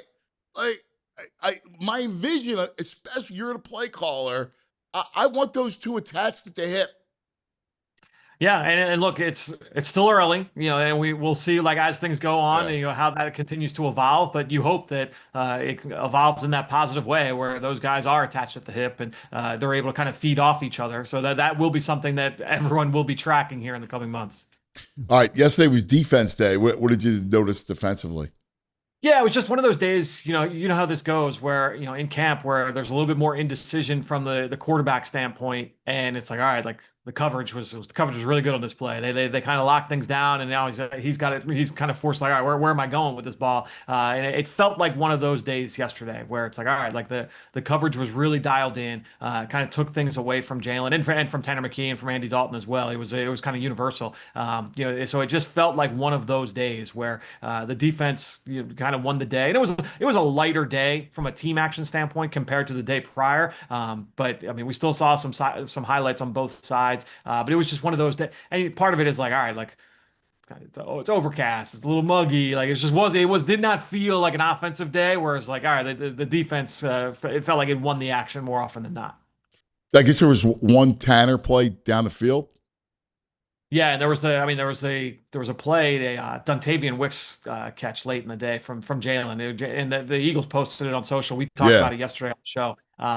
But Jalen's rolling to his left, and he finds Wicks down the field, and Wicks played it perfectly. It was, there was a safety and a corner in the area, so like not necessarily double coverage, but two defenders down there.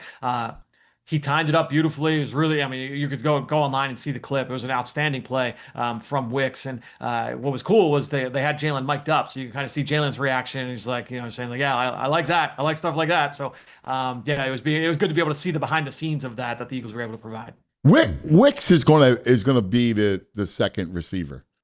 As I think when it comes to catches, like I think Jalen will trust him. He's a bigger body. I could see him being the second behind Devontae. Yeah, I'll be interested to see, just because I think with Lemon, and look, so far so good. He's been healthy. Like the soft tissue stuff that plagued him in the spring hasn't popped up yet. I know they were kind of working through things with him on that end of it in terms of just being able to maintain. But I think with Lemon, look, he's gotten a ton of run with the first team. Like he has been out there with that first group a lot. So I would expect that he's going to be in the mix, and their usage will be different. He and Wicks, I think that Lemon is like your prototypical Z. Like he'll be moved all around the formation. He's the motion man. Wicks, I think, has that ability where, if you want to put Devontae outside, like, all right, Wicks has that ability to play in the slot, and vice versa. If there are plays where they want to move Devontae inside, he's got that ability to be the X receiver, and he can create some separation. You mentioned he's a bigger body. So, I think that versatility, that definitely slots him as like at a floor as the quote unquote wide receiver 3. But to me, like his usage, that is going to be interesting. I think a lot of it will hinge on, all right, like how far along is Mekhi Lemon, both mentally and then physically from a health standpoint? Yeah. One of the things that's going to be another piece of it is we kind of are forgetting about Barkley, right? Because this whole offense is predicated on the run game, right? Like we're going to be hyper focused on Jalen and the pass game and all, but it's only going to go. Play action only works if you run the ball.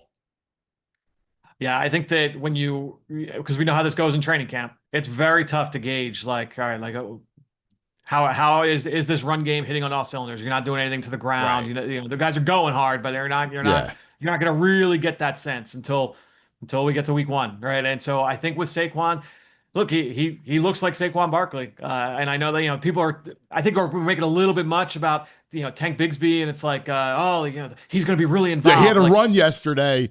And that's all you heard with tank. Right. Oh, like, I'm seeing like fantasy football, social media. It's like, oh, like Tank. And I get it. Like, obviously, if there's an injury to Saquon, like I'm all in on Tank Bigsby. But if Saquon Barkley's healthy, Saquon Barkley is going to get the more than the lion's share of carries. Like he is going to be the feature guy in this offense. I don't think that it's going to be close to a platoon. It's going to be Saquon. And so I'm excited to see what it looks like here in this new look offense. Yeah. With Tank and with Barkley, I guess that the reports out yesterday were like the holes were huge, wide open holes for them to get through. Yeah, I mean that's the beauty of what they're doing and listening to Lane Johnson and Jordan talked about this yesterday as well. Jordan Mailata is like, when you get into like the outside zone element of this offense, you get under center and you get to the stretch zone. The idea is you're putting stress on the defense sideline to sideline, and you think you're stretching all that out. And now that makes it easier to kind of gash you, right? And so, I think what the idea will be for this team moving forward is like, all right, we do a lot of the outside stuff early on in games, and we're making those guys run. We're wearing those linebackers, those defensive linemen out, and then we come back third quarter, fourth quarter, and now we're going right at you. And so we're tiring you out. And then now you get into late in the game, and maybe you don't have that same stamina to be able to hold up when you've got Landon Dickerson, coming at you with Jordan Mailata on those double teams. They're going to hit a little bit harder late in the game. So my guess will be we'll see a lot of the perimeter stuff, and then you kind of work your way to the downhill stuff later in games. All right, it dulls me because tomorrow is August 1, and that means that's a game month, right? Like so, by the end of the month, we're going to have college football. Yeah, and I think, too, isn't it? That's 3 Saturdays from now is the first preseason game. Is that right? Yeah. No, 3 Saturdays for 3. So tomorrow we'll be 3 weeks away from Eagles-Patriots. So that'll be, so I know that they've got Ravens before that. That's in a couple weeks. So, yeah, we're getting there, man. Last night was the last Thursday without football. Yeah, because you had a Hall of Fame game. Mm-hmm. Yeah, Hall of Fame game. Which I know we'll be tuned into. So right now, give me your top 5 college football. Your top 5 squads. Oh, the teams? Yeah. You're hitting me I off. like the quarterback from Indiana. We were just talking about it with Kevin. I like him. Yeah, I did Hoover last year because I thought, there was potentially he could come out. I didn't love him. Like I thought, like, all right, like kind of like a day 3 type. My guess is he's going to play well in that scheme. Well, that's what And I so we'll think. Like see, he's a yeah, Signetti. He's perfect for Signetti. yeah, but I think that we saw like Curtis Rourke play for Signetti the Yeah. first year at Indiana, and he became a 7th round pick. Now he played the whole year with a torn ACL, and he still was a 7th rounder, so that probably speaks to that. But I still kind of, when I look at Hoover, I still see more of like a day 3 type. I don't think that he's like going to play his way into round 1 the way that Mendoza did. But if I'm going top 5 Or in no order without thinking about it too much, I would go. I mean, Texas has to be in there. Texas or Oregon's going to be really good. Yeah, I mean, I would say right off the dome, I would go Texas, Indiana, Ohio State, Oregon, and Georgia would be the 5 that I would think of. How about Notre Dame? Notre Dame is right there. Notre Dame, I think, is going to be really good. I mean, you got CJ Carr, going into his 2nd year as a starter. That defense is going to be another year older. They've got some real talent on that side of the football. They've got receivers that were not healthy last year. They'll be healthier this year. The kid Greathouse, I think, is a good player. Was a really good player for them down the stretch. Obviously, the running game, suffers a little bit, losing both guys that they lost, but the offensive line is back. So, yeah, Notre Dame's going to be a good team. Do you know about their kids? Like who's replacing them at back? You know about that one kid? I haven't done enough to get to speak too hard on it. Those would be the 5 or 6 that stand out certainly. Yeah, I mean Ohio State again. Like, and you got saying like it's all going to be. He's got great receivers. Henry is going to be really good. You got Jeremiah Smith. I mean, that offense is, and you saw him take strides by the end of the year. He was making plays down the field. Yeah, I mean, Jeremiah Smith, I think this is right. I was texting somebody. Let me see if I can pull this up. I was texting after I did his film earlier this summer, Jeremiah Smith from Ohio State, and he was a junior, and he's, I mean, just an unbelievable player. I'm pretty sure he's going to have the highest grade I've ever given to a non-quarterback. Ever. Wow. I want to see. That's crazy. I want to see if that's right. But yeah, it was something along those lines. I'm not gonna be able to find it now, so we'll talk about it later. So, yeah, I mean, he's an unbelievable player. He's a top 3 pick all day. It comes down to like wide receiver or to quarterbacks. Like how many quarterbacks are going to go high? But he's an unbelievable player. What happened to Clemson? They're not even in the top 25 preseason. Dabo didn't want to get involved with NIL and was against it, and he's paying the price for it. Yeah, I mean, they lost a bunch of games early last year and just kind of went like, and they still had talent. That's the thing, is that they still had like 8 guys drafted. So it's not like they don't have talent. I think what Anthony said is right, that, they obviously have not, because look, he's like completely abstained from the portal, right? He's just like, yeah, we're not doing it. They have the one kid that came in, I want to say from Purdue, this one pass rusher that, he gave them some good snaps last year. So maybe they see it and like, all right, like, yeah, we can do this. We can venture into these waters, but mostly they just kind of go with their homegrown talent, right? And he wants to stay true to that. And I get it, but there's look, you're going to have misses. It's like in the NFL with the draft. Like, you're going to have misses. If you're going to say we're not going to go into free agency, we're never going to pay anybody in free agency, you're living or die by the sword of the draft, right? And so it's the same thing with college right now. If you're not going to go into the portal, you better hit on all of your high school recruiting, or it's just that it's not going to work. Because the other part of it is that used to work when you used to be able to keep all your guys in house. But now, it's the same thing with like Georgia. If the guys don't play, they're leaving right away. So it's not like the issue where it's like, oh yeah, we've got our starters that are 1st-round picks, and then we've got the 1st-round pick for 2 years from now is coming off the bench. Those guys are leaving or they're going somewhere else. So that's the problem for teams like Clemson and teams like Georgia and Alabama. Whereas before they would just stockpile those kids. That's not how it works. It was just a cycle. I mean, it was one after the other. And the amazing depth. And, one of the things is like there's a lot of injuries during the season, and those guys, those schools, those programs had endless depth. Yeah. And now they don't. Now they don't. And so, and look, and if they do, because, and that's where it gets into like things like Indiana. It's like, all right, like you can throw a bunch of money because it does go the other way as well. Because everyone's like, oh, like Texas Tech, they'll be back, right? Well, look, Texas Tech can spend all the money they want.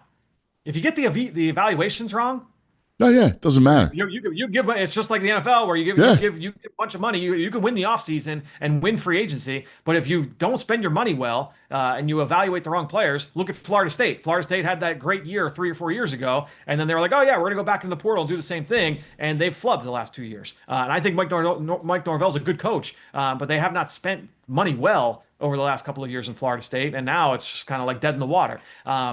So college football is fascinating, and we've had this conversation because it is definitely it has been evolving over the course of the last few years. But how teams are approaching the team building aspect of it, there are lots of ways to skin a cat, and there are a lot of ways for them to kind of go about this. But it still comes down to the evaluations, and you got to make sure you're bringing in the right people and the right players for your program, and you're developing that talent. Dude, it's amazing, man. That's why it's funny. I'm actually looking forward to Penn State because he's a pro, and his style wins. And you got a veteran quarterback. They have an easy schedule, so I think they could be fun to watch.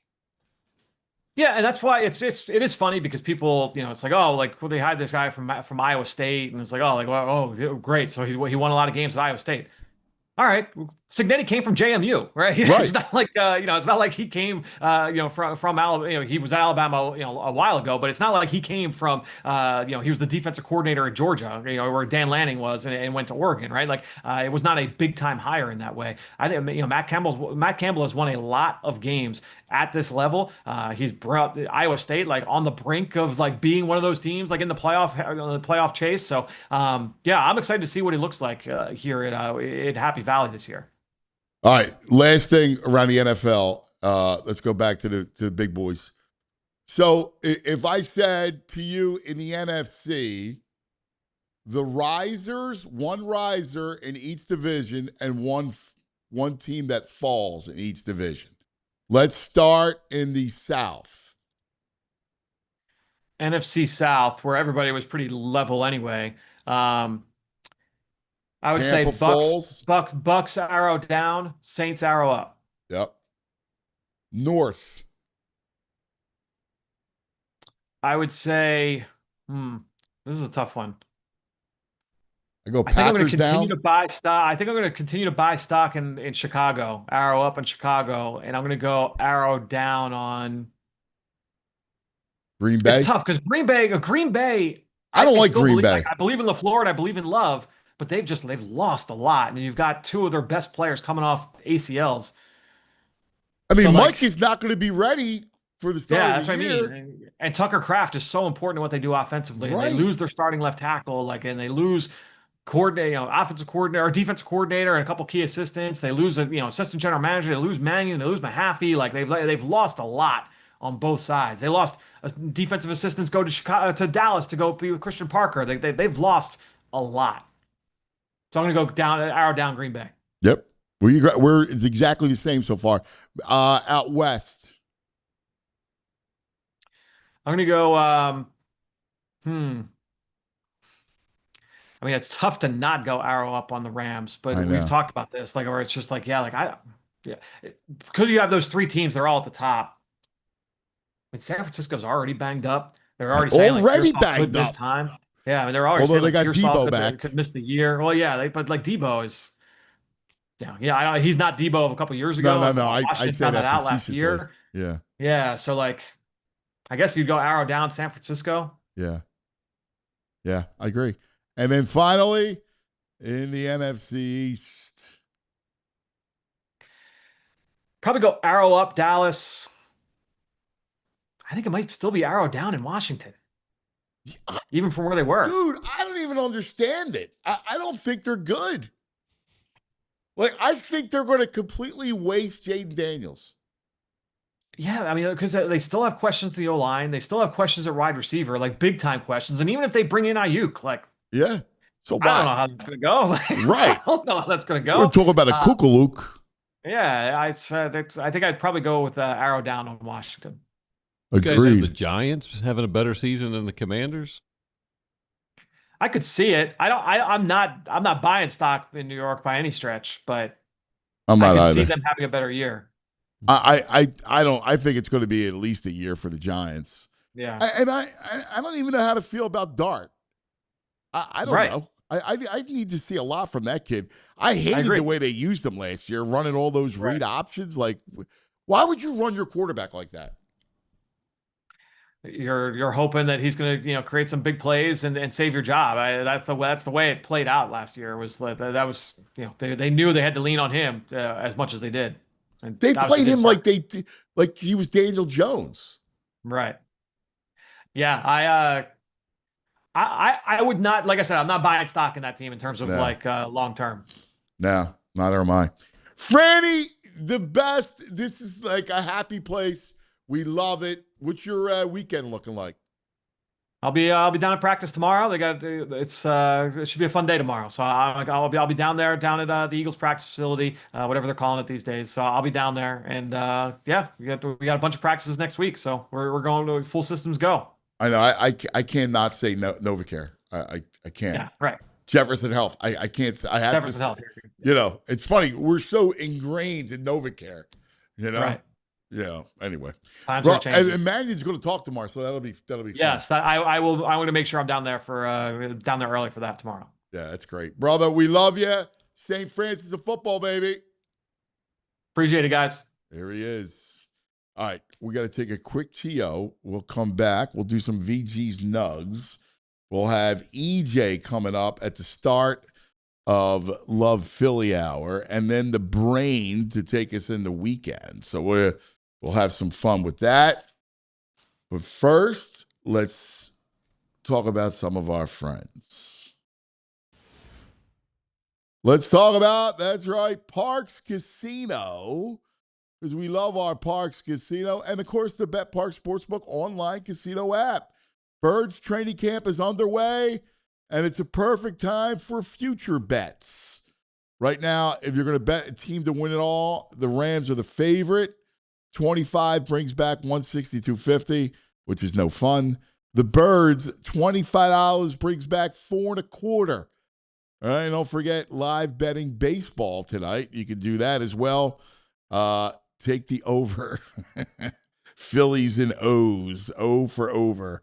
BetPark's the only online casino app that we love. Play blackjack, craps, poker, all your classic slot games right now. Great offer for new users. Get 500 spins on the slot game. Go, go, go. Collect them as well as $5 casino bonus back. You got it at betparks.com is all the details. Going to be 21 in PA, New Jersey, Michigan, Maryland. If you have a gambling problem, call 1-800-GAMBLER. Now let's talk about Rothman. Whether you grinded through the rec league playoffs, chasing your kids around the backyard, or just feeling the aftermath of a Saturday morning workout, pain doesn't have to be part of the routine. Rothman Orthopedics keeps every type of athlete moving. Pros, college standout, young athletes, the weekend warriors like us. PHLY Sports Trust Rothman because several of our own hosts have had a whole journey through injury. VG, me, a bunch of others here have had Rothman and got us back in the game. Getting started is easy. RothmanOrtho.com/PHLY. Use the fast schedule to connect with Rothman's VIP scheduling team.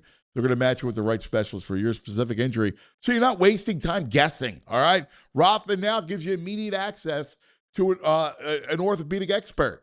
Hey, I got this thing going on. Help me. Right, you can do that. Visit RothmanOrtho.com/PHLY. Don't push through the pain. Get back to doing what you love. Rothman. All right.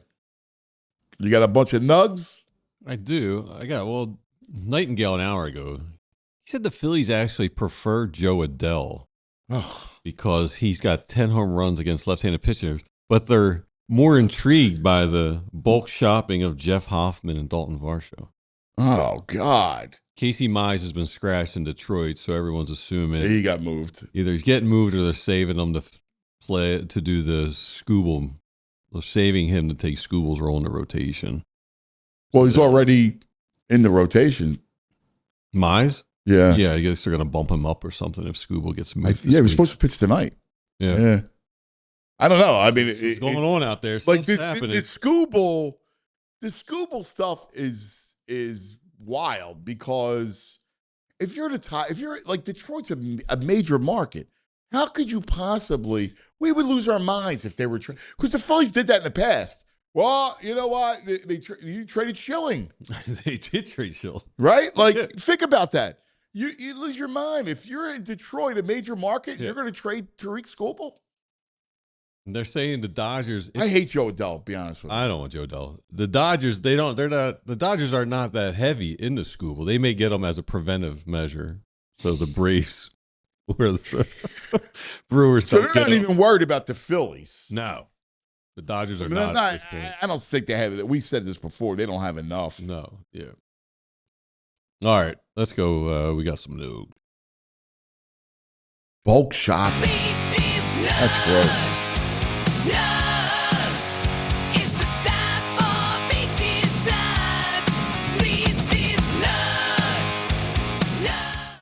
Josh Allen had his media day, and he had to take time out of it to defend the Nickel City uniforms. Tells everybody, lay off them. They're not that bad. And stop hating on the jerseys, guys. I don't know if you guys are hating. I don't know. I don't see anything, but they're great. I honestly like. Speaking of new, right? It's a new look. It is. I understand that, but we gotta be new, and I think these jerseys kind of are symbolic of that. And I'm excited to wear them. I really we had a lot of people that put in a lot of hard work for these jerseys, and it symbolizes a lot of newness, and that I am excited about. Do you like it better than last year's all white, which I thought was good? We didn't win in the all white, so absolutely. Starting to think he may have helped design these uniforms. Well, do you have a picture of them? Yeah, we do have there they are. They're just gray with a little bit of blue. They're terrible.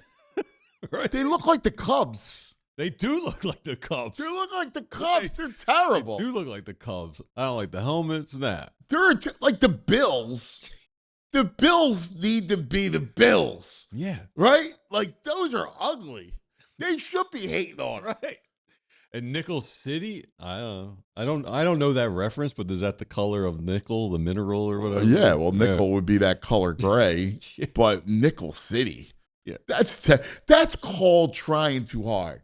I agree. That's where teams try too hard. I can't even imagine. There's a quarterback of maybe the best quarterback. You're at the table and you have to defend. You're up there defending. Like you're going, oh my God, stop hating on the uniforms, guys. Hey, Josh, the uniform blows. All right? Right. How about you don't throw a game He may have had a cousin at the time of something going on. Jeremy Shockey is a wacko. He sat down with Shannon Sharp, and he sounds crazy. Everything he talks sounds crazy. And this is him talking about something he did at 21 that most men don't choose to do at 21. I didn't have a girlfriend when I played in New York. I didn't have anything. No kids, nothing. Like, I got a vasectomy at a young age. I had one thing. You got a vasectomy at a young age? Yeah, like 21 years when I got drafted. I got a vasectomy. I had no kids. I didn't want kids. You don't want the kids? You still don't want kids? I reversed it. Yeah, I wanted kids. I reversed it, but I'm just saying, when I played in the NFL, I didn't want to have You want any kids? Here. No, I had no kids. But you want kids now? Yeah, I do, but I obviously, But you didn't want kids at the time. I got insured more by Lloyd's in London. That's really the truth, when I got the vasectomy as well. So that was a good decision. But I didn't have that. I didn't need that in emotional sport. Listen, when we get home from work, what do you want to do? You want to recover? I would sit in my hyperbaric chamber. I'm going to get acupuncture. I'm going to go to sleep. I'm going to wake up. There's only so many weeks. I had to have a schedule. Oh, my I don't God. need that. Mine, dude. Yeah. Oh, that's Jeremy Shockey. Yeah. And he got the vasectomy. He didn't want no distractions. Oh, that stuff happening. What a wacko. You want to talk about a wacko? First of all, the vasectomy at 21 is like ridiculous. Voluntarily? I understand there's an issue, you got to get it taken care of, but just to do it? And then he got it reversed. Like, what? Like, what? He sounds like he's on drugs. The opportunities must Yes, he sounds like there's more of the interview that I can't use because he curses around, but it's crazy, dude. What else he talk about? I forget. I just was watching. It's like, I got to play this tomorrow. And First of all, he's unnerving because watching him tweaking. Yes. Like, Let me tell you something, Shannon. Like, yo, dude, what are you doing, man? Take a gummy, man. Relax. Yeah, dude, he's Jeremy Shockey. I hated Jeremy Shockey. So did I. Hated him. There's a line. Giants. Yes. Miami. I was at. Jake Fritz saying he might be on the booger sugar. The booger sugar. I've never heard that before. That's fabulous. He was. Oh, I hated that dude, man. Yeah. It's super cringy, right? My God. Zach Wheeler did one of my favorite pranks going around. It's men calling other men at the end of the night to wish them good night. Dude. So he called Brandon Marsh to wish him good night.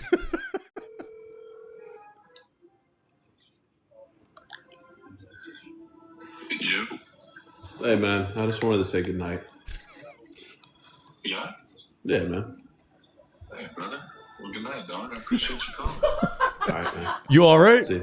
All right. Yeah, Thanks, brother. all good. Good night, dog.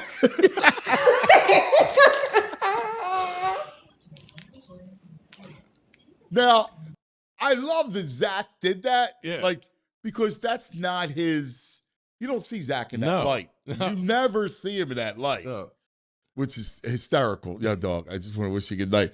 Now, if Bryce did that, because you and your anti-Bryce stance. I'm not anti-Bryce. I would love it if Bryce did it.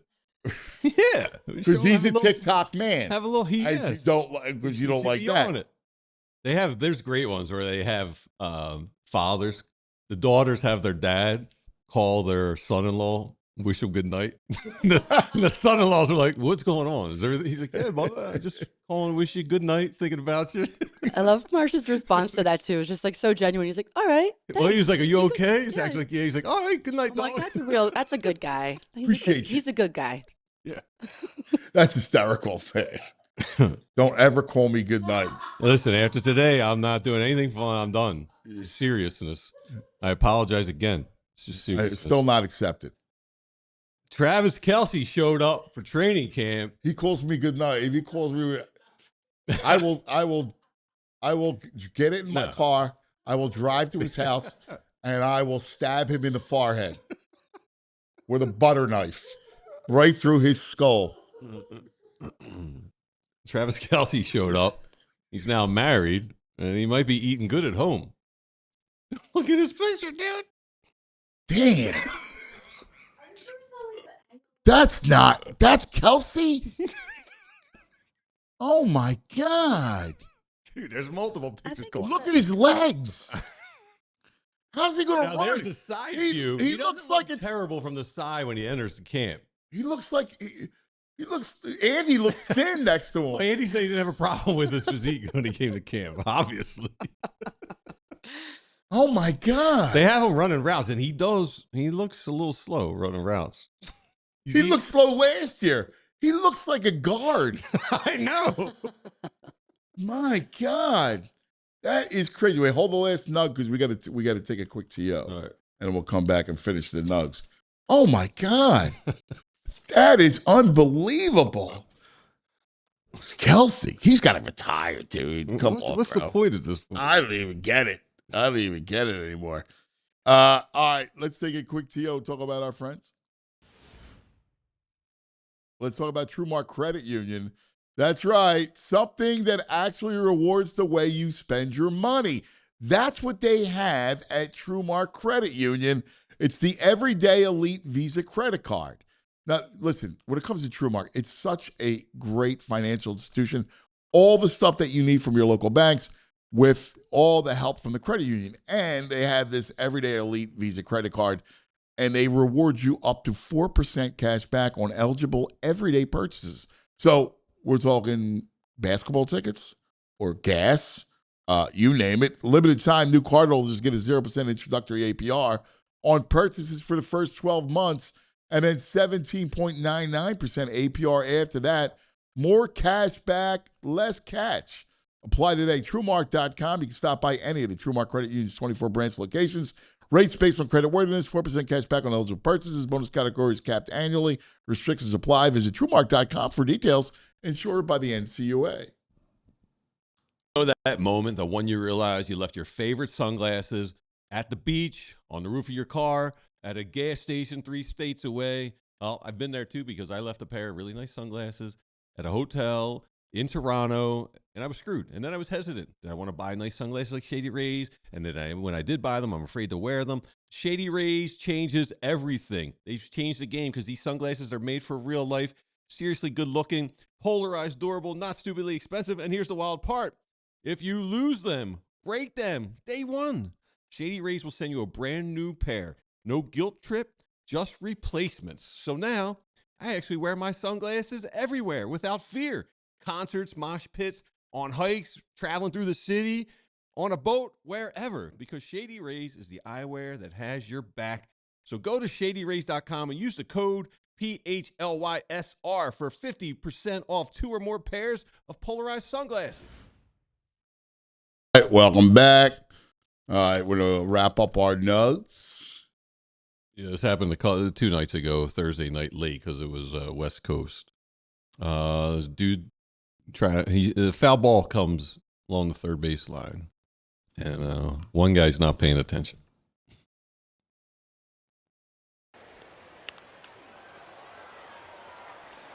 Should be a souvenir down the left field line. Oh, dude had his back to the game. I hope he's laughing. He's fine. I'm good. I'm good. I'm good. It hit me in the head. I'm good. Yeah, I'm good. I'm good. I just got there. this See? bleeding egg on the top of my head. He's gamer of the day. All right, let's take a look. I got it. Nice. Wasn't even looking. How about the bounce? That bounced high. Ask him to leave because he embarrassed the stadium. I think that's the so. Like, give me that one more time. That's hysterical. Like, what's he doing standing with his back to the Oh, game? he deserved. He got paid attention. There, see? He's got a red spot on his head. He's gamer of the day. All right, let's take a look. I got it. Nice. Wasn't even looking. Like, what are you doing? And then you're like, yeah, it's cool. It's cool. He embarrassed the stadium. Well, I have no idea where I'm at right now. But he wants the ball, and he should get it, and he Oh, come up my here and sit with us. God. And they gave him the ball. They gave him the Yeah, ball. sure. His lawyer's like, get that ball, would you? That's unbelievable. You got to pay attention. You can't be standing with your Back. Like back to the game. and you don't realize everyone's looking up? Right. Just hanging out. He's sitting there talking. Like, That's unbelievable. But the greatest was it bounced so high off his head because he had the dome, right? Yeah, it must have hit like the perfect piece of bone. Yeah, and it popped right up. Oh, do a my. follow up, make sure that guy's okay. That's incredible. Oh, my God. That was one of the best. Also incredible, Harrison Bader is out for the season. He was dealing with plantar fasciitis. And apparently he got in a scooter accident. There's reports he hit like 4 bars. And at 2 a.m., he was driving his scooter back. And his scooter crashed in the back of a San Francisco Fire Department fire engine, the wheel of which then rolled over his foot. What? Yes. He's drunk scootering at 2 a.m. when he's already on the IL with plantar fasciitis. So he is now. Oh, my God. Could you imagine if he did that here? No. There would be people talking It about would be amazing. He would be, you and him would be scootering down South Street. Being whacked. Now he's out for the season. God, that's a tool move, man. Yeah. Come on. Yeah. We got one more. We got to celebrate. Because tomorrow's August 1st. Hold on. And it's the 11th anniversary of the day they found on Elfris Alley the decapitated Hitchbot. Oh, that's the best. So, yeah. Tomorrow is Hitchbot Day in Philadelphia. We're going out for Hitchbot. We will not be taken over by robots. Those little food delivery systems or whatever, they're feeling it throughout Center City. No. They get tipped over and kicked and punched and stuff thrown on them. What was the hit spot though? That was different. That was like some. Yeah, they were dropping off in different cities. Yeah, that was like it was supposed to be. Country, like Yeah. It was part of the. There's a whole like campaign for robots. Yes. Right. They're trying to make robots a part of life. Right. And we don't appreciate that. Right. Right? No. We don't like The that. journey ended here. And I love the fact like its arms off. I love the fact that they just brutalized that. Not thing. only is his head's off, but his arm. He's got two arms on the same side. Yeah, it's awesome. I love that. In the back, you're in a dumpster. Put him in a bagster, the robot. In a bagster. All right, let's take a quick TO. We'll come back. Our Love Philly Hour starts. EJ with his report, our Eagles Insider, and then the brain to take us into the weekend.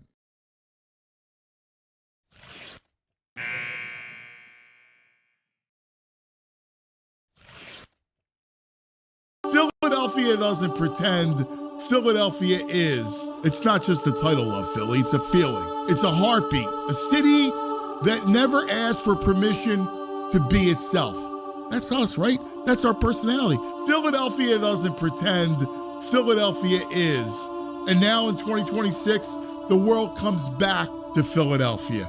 Not just to remember, but to celebrate. The show isn't just about what's happening. It's about who we are while it's happening. Because Philadelphia isn't a backdrop. It's a character. It's the voice that tells it like it is. The guy at the end of the bar who doesn't sugarcoat a thing. It's the family that's been on the same block for generations. It's the artist, the athlete, the builder, the believer. It's the lifer, the dreamers, the grinders. It's all of us. And that's what Love Philly's about. We're going to sit with people that make this place go.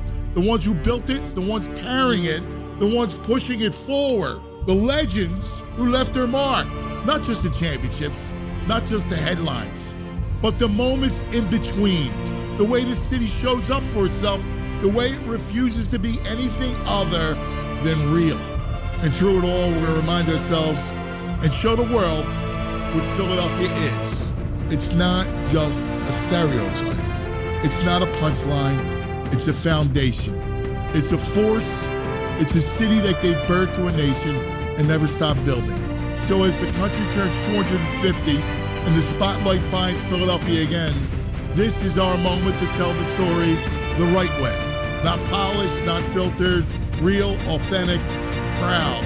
Because this city just doesn't rise to the occasion. It defines it. This is Love Philly.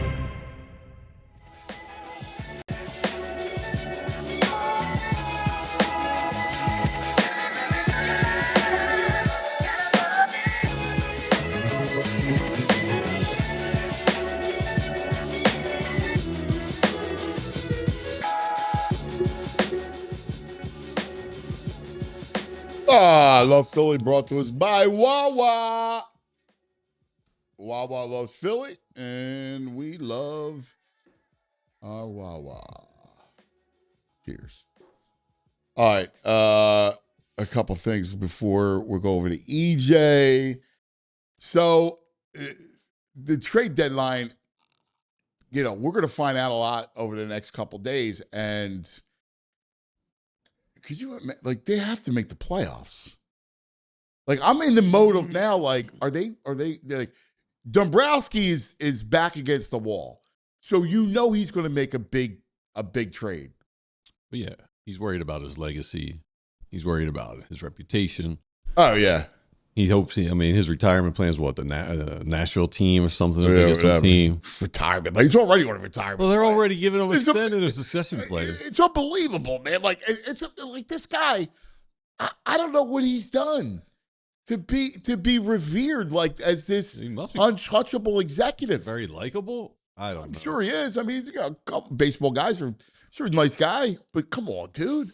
The mistakes that he's made, it's just irritating having to deal with the same mistakes over and over again. He's wasted this opportunity. This has been an opportunity to win World Series and multiple championships. Mm-hmm. And they haven't, and listen, the manager cost the first one, and then he cost the rest. He died. It's like he's never got a plan going into the offseason. I don't know what it is. The parallels with Morey are astounding. He reminds you of Morey. Yeah, I could get that. Big names, and then no depth. He can't find the depth pieces at all. No role players, no vision. No. There's no vision for this team. Nothing creative at all. It's wild. And then you look at all these big names that are about to move. I mean, if the Dodgers get or the Braves get, if the Braves get Skubal, you can't beat them. No, I mean, if the Brewers get Skubal, I don't know if you can beat them. They got some arms coming back. You're gonna have Mizorowski and Skubal. Oh my God! I watched the Nationals yesterday. They're a lot of fun to watch, man. Their approach to the plate. Let me ask you a question, because I saw Abrams as the deadline guy. Like, yeah, you can't move. You can't have a franchise if you're going to move Abrams. No, I don't. I saw that's not happening. But I've seen his name leading up to this. Yeah, I'm like, all over the place. If you're Washington, you have the two greatest pieces to build around in Wood and Abrams. Yeah. Abrams is unbelievable. Yeah. What I didn't know when you watch the Nationals, their manager, Blake, weird how he's developed these players and hitters. He's from the Rays. Yeah. He comes out of the Rays organization. Yeah. Why are we not? There are certain teams that just develop and develop, and they have a blind spot to those teams. They don't grab anyone from them. I don't understand it. Yeah. No, it's nuts. I'm curious to see. Again, the latest is you're looking at, like, Joe Adell is, ugh. This city's going to hate Joe Adell. Hate it. He strikes out, and he's not a prolific home run hitter. No. Like, he's got some power, but that's really it. Yeah, he's like a 20 home run guy. Yep. Max. I get the Neto thing. Zach Neto is shortstop. Like, they were talking about getting him, but he's going to cost you a lot. Cost you a lot. I guess they move him to third. They say he can play third. Yeah, I don't know. I mean, I'd rather have short and move the other guy to center, because the other guy's... God knows if he can move the center. We got these guys who are temperamental about these position changes. And you know what else is weird? Carl Ravitch called the ESPN game last night. Apparently, he's coming back and doing spot work. He's going to call the Little League World Series. Really? Yeah. I was watching the game. I was like, wait, Carl Ravitch is doing this game. Now, today, there are all these posts. It's like, yes, he's been laid off, but he's coming back and doing some games here and there for them. So I guess they just They didn't want that salary, and they're like, yeah, well, yeah. Yeah. Mm-hmm. Yeah, that's crazy, man. That's weak, because it's almost like you're getting them for nothing. Yes. Half the price. So we're not laying you off because you stink. Hey, listen, we're going to lay you off because we need to pay Stephen A. and Pat McAfee. It's got nothing to do with your quality of work. Yeah. Yeah, brutal. How about that creep Oberman yesterday taking a shot at Philadelphia and Vic? Right. All his cretinous. Oberman's a wacko, man. He is a creep. That Oberman, I can't stand that dude. He's a creep. Yeah. A creep of the first. Just senseless. Hey, I got a Madden 27 top 10 at some offensive positions. You want to see if you agree or disagree with their rankings? I do. I do. I got quarterbacks. I'll tell you what. Let's hold it. Okay. And let's play with EJ. Okay. All right. Yeah. We'll play that. We'll do quarterbacks, running backs, wide receiver, tight end. I love it. Let's play that with EJ. We'll play that game with EJ coming up. First, let's take a quick TO. Let's talk about, that's right, the Bet Park Sportsbook online casino app. It's all about the futures, right? Like camps on the way, football's on the brain, win totals, and division winners, and super or big game winners. You can't say that. Like, all that is fun. The Bet Parks has all that stuff, whether it's, playoffs and divisions and individual. I like the individual stats. You can do that as well. Phillies, well, they're an underdog tonight in Baltimore. Take the over. It's a bullpen game. There's going to be runs scored. And you can have a lot of fun this weekend with the app, right? All your favorite casino games right there at your fingertips. Check it out. New customers get $500 casino bonus back in the first 24 hours, as well as 500 spins on the game. Go. Collect them. BetParks.com is the details. Got to be 21. You got to be in PA, New Jersey, Maryland. If you have a gambling problem, please call 1-800-GAMBLER. How about Xfinity and the Xfinity 5-year price guarantee? What if you can have reliable and intelligent Wi-Fi? What if you can keep it the same price for 5 years? That's the Xfinity 5-year price guarantee. Wi-Fi that makes everything in your home work together, that finds and fixes problems before you even notice them. Super intelligent Wi-Fi with a sixth sense. Lets you stream the game even when the whole family's online. My house, there, who's playing the video games all day long, right? Thank God I'm watching the game. That's why Xfinity's the best. It works. A lot changes in 5 years, and you get no annual contracts, no hidden fees, and just Xfinity's best equipment included. All right, it's the best. Keep your Wi-Fi reliable, and the price should stay put. Lock in your price. Unlock the possibilities with Xfinity. Xfinity, imagine that. Learn more at Xfinity.com. Select plans only. Restrictions apply.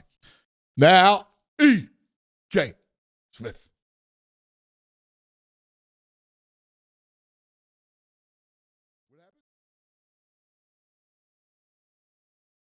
Don't worry about it. Committee.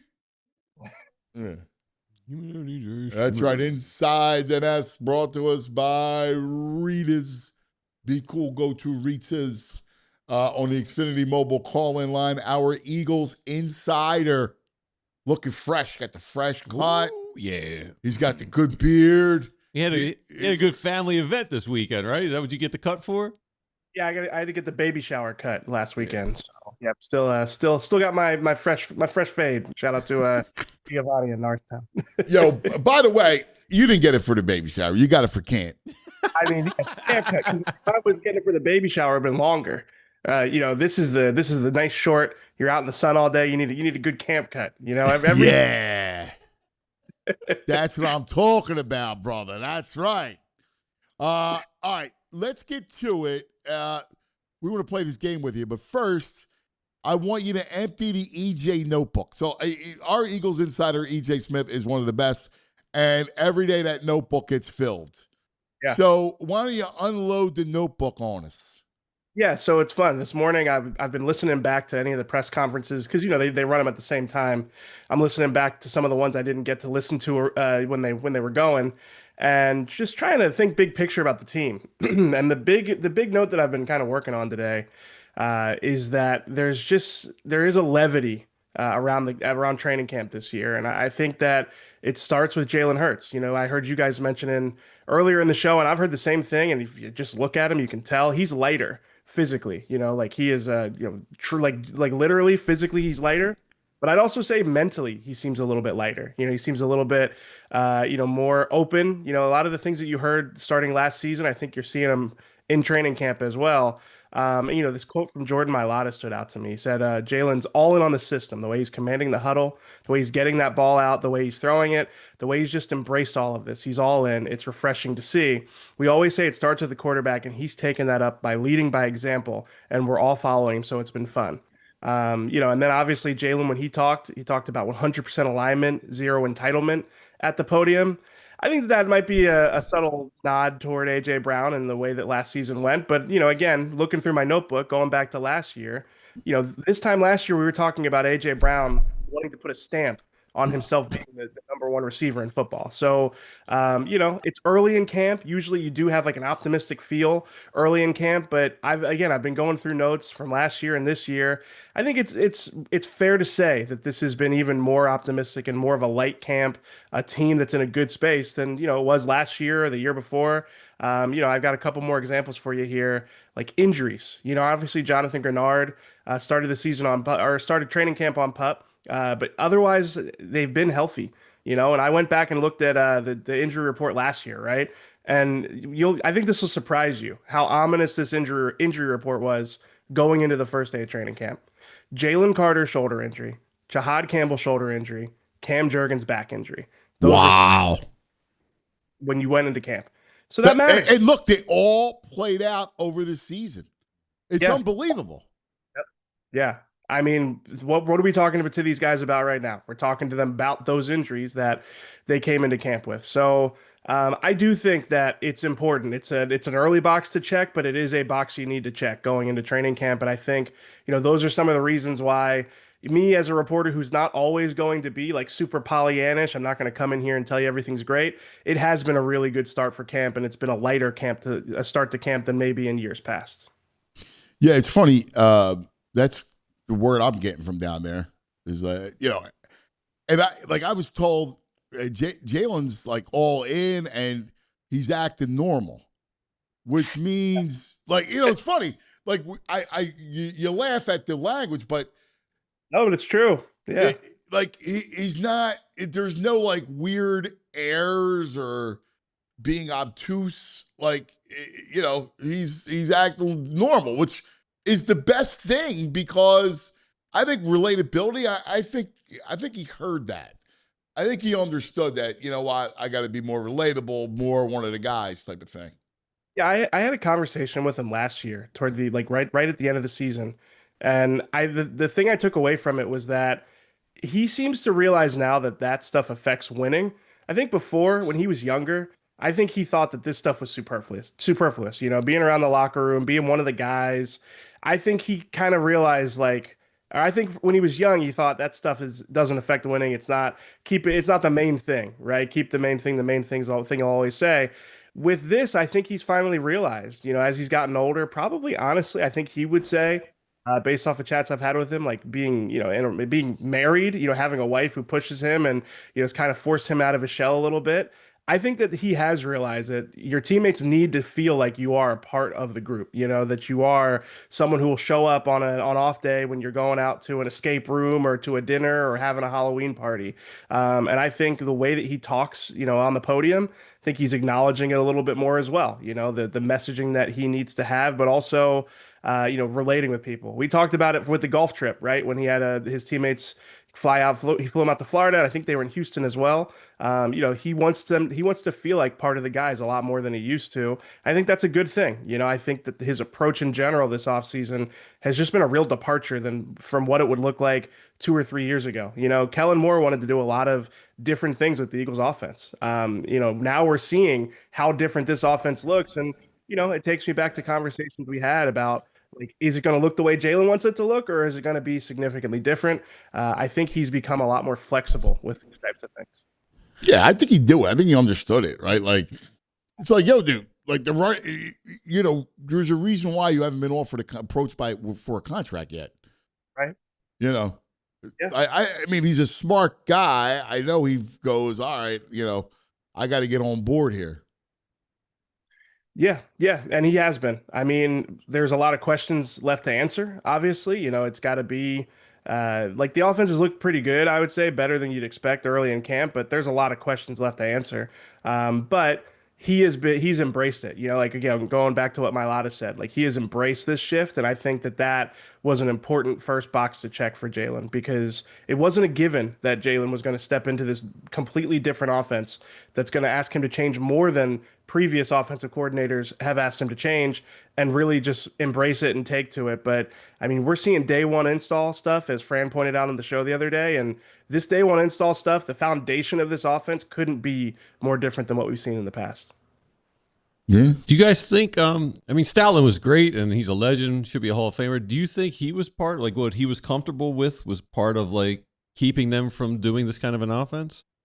I think that's part of it. I think that there's levels to it, but I think that Jalen also has a hand in that. If you're going 2 years back and you're saying why do the Eagles run so much out of shotgun when Kellen Moore has a history of using under center formations? Maybe not quite as much as the Sean Mannion system, but at least in the ballpark. I think Jalen plays a role in that. I think Nick's authority on things plays a role in that. I think that Stoutland also played a role in that, though. We've seen a lot of motion this summer. Honestly, yesterday by the end of practice, I was writing when they weren't in motion because they had so many plays using pre-snap motion. I think that's a Stoutland thing. I think that was, a reflection of what they needed to do pre-snap and how hard it was to diagnose things when they had a heavy amount of motion. But yeah, I think that when you're looking at the picture overall, I think that it's just probably personality dynamics and the benefit of time, and this being a completely different situation for Jalen and Nick going into this season. Yeah, I think those two were the biggest impediment to running the offense the way it should have been run. At least Kellen Moore's vision. Like Nick was never really, on board with that. Like Nick, he tells you, like he wants to play it. He's the conservative guy, and he's risk averse, and I don't think he wanted to lean into that.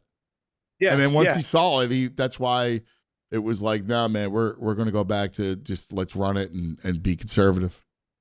Yeah, and that's still a question for this season. We're seeing what it looks like, the foundation of it, but whether or not Nick is willing to let them be aggressive and let them, let Jalen take risks over the middle of the field in high leverage moments. These are all questions we still have to answer. So, I'm not sitting here and telling you that, this offense is going to be top 10 in passing by the end of the season, or even honestly by the middle part of the season. I think they could have some growing pains, but I think that if you're an Eagles fan and you're wondering, like, if you have reason to be optimistic, it's going to look different, and that they're going to be at least on a track to make it look better than it looked last year. I think that you can definitely feel that way after a couple of camp.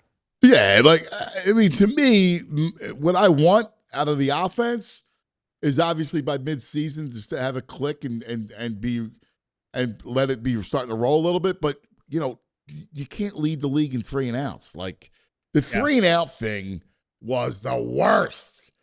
That was, like, you can't have run, 3rd and 8 incompletion. Like, you can't do that. Yeah, and the thing is, this is something again that Fran mentioned on I think it was Wednesday's show.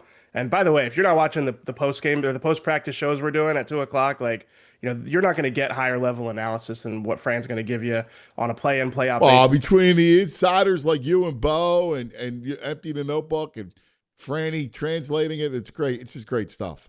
Covered on all angles there. But he mentioned, like, the difference when you mention the 3 and outs, the thing I think about is that, that they didn't have that identity to fall back on when things weren't going well. They didn't have something that they felt like, okay, this is who we are. This is what we're going to lean on.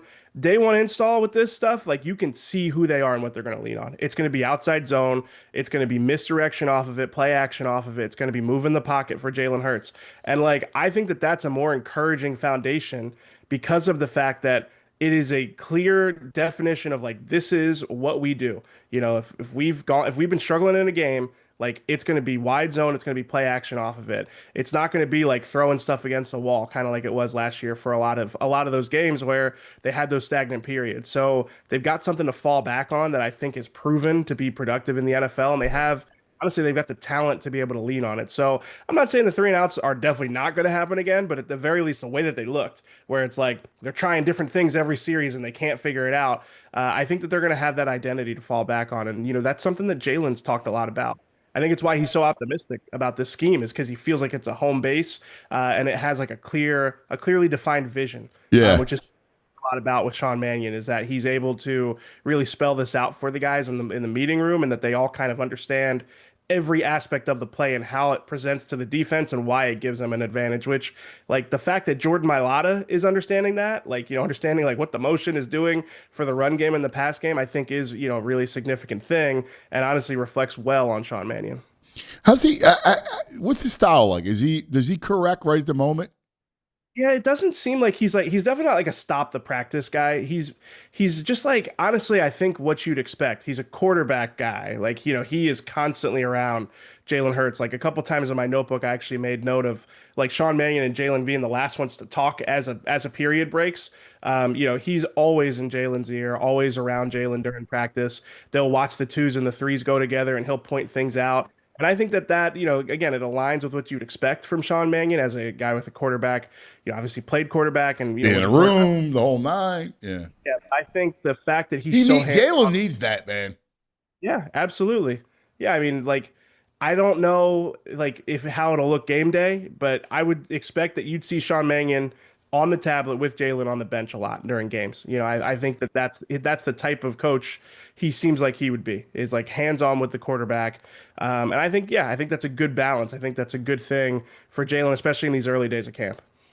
Hey, real quick, Adam Schefter, CBS Sports said Tony Romo on leave from his role until further notice. Well, it was some wild video. Yeah. Yeah, I mean, wild. I mean, he's their number one. He's their number one with Nance. That's crazy. That is crazy. Yeah, he's like doing stretches before the test. I know, man. I don't know. And now they're saying the police report said there were open containers in the car. Oh God, that's terrible, man. That's just absolutely terrible. Anyway, back to it. I'm just happy that this is kind of where it's at. You expected the honeymoon like this, so but it's still good, and there is that lightness without AJ. Like there, it is interesting. Now, it's one thing, having his specter. It's another thing missing him on the field on Sundays. Yeah, although what I would say about that is I wanted to see how Devontae Smith looked matched up primarily against Quinyon Mitchell. They've matched up before over the years, but I'll be honest, usually Quinyon's big moments, most competitive periods were when he was lined up against AJ over the last couple of years. And I think that Devontae has looked like he has looked up for the task of going against one of the best corners in football each of the last two practices. He had a really good on against Quinyon yesterday. He came in motion and ran a slant route, and Jalen found him. It was a good timing route, and it was a good example of like how often they'll use this misdirection. They'll have like a jet motion, and then they'll have an in-breaker. Basically, you're coming back the way you came. And I thought that was like good play design and a good route from Devontae. And then the next play, very next play, he runs an out route, like a 10-yard out against Quinyon, and he has to go up and get it. And then, showed late hands near the sideline, got his feet in bounds, like just a really, really high level rep. And I think that, as we start to project what Devontae is going to look like in the wide receiver one role, the fact that he is getting open and, challenging Quinyon Mitchell, it's an important box to check. Maybe not the biggest surprise in the world, but still, like I said, an important one to check there. So I think Devontae's looked really good the first 2 days. I think that, it's been flashes. It's been, a couple of plays here and there against a really good secondary and a really good corner in Quinyon Mitchell. But, if you were bullish on Devontae Smith going into camp, he's giving you every reason to feel good about that bet through the first few days here. That's awesome. All right. We want to play a little game with you. VG, explain it. So we got Madden 27. Oh. Yeah, we got Jalen Carter contract details out. Oh. Yeah. So let's go through them really quick. This is according to Spotrac online. He's the guy who goes through contracts here. So it's $40.8 million guaranteed at signing. So that's a big departure. We heard $106 million guaranteed. That's over the course of the deal. It's a 40.8 guaranteed at signing. 30 million more gets guaranteed next March. And then the Eagles have 5 option bonuses, and you'll love these cap hits. I mean, all Eagles fans will be excited. And I think, I don't remember if I said it on your show, if I said it on our show, like the cap hits were always going to be, favorable for the Eagles because of the fact that they got this deal done early. Obviously Jalen Carter had 2 years left on his existing contract. It's $9.1 million in 2026. It's $9.5 million in 2027, which saved them $17.6 million according to Spotrac. From 2028, $15.5 million. 2029, $22.2 million. 2030, it goes up to 29.4, and then in 2031, it's 26.2. In 2032, that's a void year. The cap hits $68 million. That's where they will have to figure out an out, either to spread that number over the course of his next deal or figure it out from there. But those cap hits in the short term here, very favorable. Like I would not expect this to impact a Quinyon Mitchell or Cooper DeJean deal. No, it was never going to impact that, and I that's why Howie's great at it. Howie knows how to manipulate it. It's fantastic. And look, there's the built-in protection that, hey, if he's the elite player that we know he can be, then great. And then you worry about that last year when you get to it, and if he goes sideways, then you're out. So. Smart. Someone when that deal came, when the deal first came out, and they said, just wait to see what the guaranteed at signing is. Yeah. And that's a lot more palatable. All right. Hit us with the game here. Madden 27. They gave out their rankings are out of this. So we're going to do quarterbacks, receivers, running backs, tight ends. See if you guys agree with the rankings in the game. Okay. Quarterback. Number 1 with a 99, Matthew Stafford. Number 2 with a 99. I guess they should be tied, but they're actually say 1 and 2. Josh Allen. Number 3, 97, Joe Burrow. Number 4, 94, Lamar Jackson. Number 5 is Patrick Mahomes with a 93 rating. No. Drake May is 6th with a 92 rating. No. Too high. 7th is Dak Prescott with a 91 rating. 8th is Justin Herbert with a 90 rating. 9th is Caleb Williams with a 90 rating. And 10th is Jared Goff with an 88. Goff an 88? Dude, people love Jared Goff. Oh, my God. He's like the quintessential 84 rated quarterback in Madden. Yeah, he's an 84. That's exactly right. He's an 84. Lamar's too high, by the way. Lamar should not be over Patrick Mahomes. I get Lamar is like a made for Madden player, but Mahomes, you gotta have Mahomes in the 99 club. Yes. Yeah, he should be third. At least that he's right. Well, he should be above Burrow. Yes. Stafford's a 99. It's not like only like mobile quarterbacks could get that high. Yeah, no, you gotta have Mahomes higher. Yep, agreed. Oh, wide receiver. Where's Jalen at? You have Jalen? No, I always have the top 10. Wide receivers. Number 1, Jamar Chase, 99. Number 2, JSN with a 99. Puka, 98. St. Brown, 95. Justin Jefferson, 94. CD, 93. Drake London, 92. That's a good one. I like Drake. Devontae comes in at number 8 with a 92. Wow. Devontae, 92? Yes. Scary Terry, 91. This one, Mike Evans, 91. Mike Evans is not a top 10 receiver this year. Nah, that's like he's looked rough in the videos of the first 2 days. He looks thick and old. Yeah, I think that's a respect thing. Yes. For him. Where was AJ at? He was not there. Mike Evans being AJ is a little crazy. How about that? No AJ, but Devontae. Here's the question. Is Devontae Smith a better receiver than AJ Brown right now? Oh, man. Trajectory, maybe you could make an argument. I think AJ's still better than him. I mean, I think Devontae's going to have to show it this year. I know last year was ugly for AJ, but just like in terms of scheme agnostic dominance, I'd still put AJ on that. I put AJ in the top 10 there. I think I would too. AJ is an 89. Mike Evans is 10th with a 91. Yeah, I would take AJ Brown over Terry McLaurin right now. Yeah, I would too. I would too. Running backs. Number 1, Jahmyr Gibbs, 98. McCaffrey. He's a 99, by the way. He should be a 99. Yeah. McCaffrey, 97. Jonathan Taylor, 96. Too high, McCaffrey. He's hurt too much. It's overrated in the Madden vortex, I imagine, because he has the receiving stats and the running back stats. But that's why Gibbs should be a 99, because Gibbs has that too. Jonathan Taylor, 3, 96. Bijan, 95, 4. Low. Yeah. Low for Bijan. Bijan's got to be 2. Yep, I agree. You're not going to like this one either. Number 5 with a 94. James Cook, the 3rd. High. Too high. He should not be higher than Denver Henry with a 93. Saquon with a 92. Man, Saquon dropped. He's down 92. He's 7th. 8th is Josh Jacobs with a 91. I don't like this one either. Number 9 out of Kansas City, Kenneth Walker, the 3rd with a 90. The Super Bowl. 10th place, Kyren Williams, 89. Kyren Williams, 89.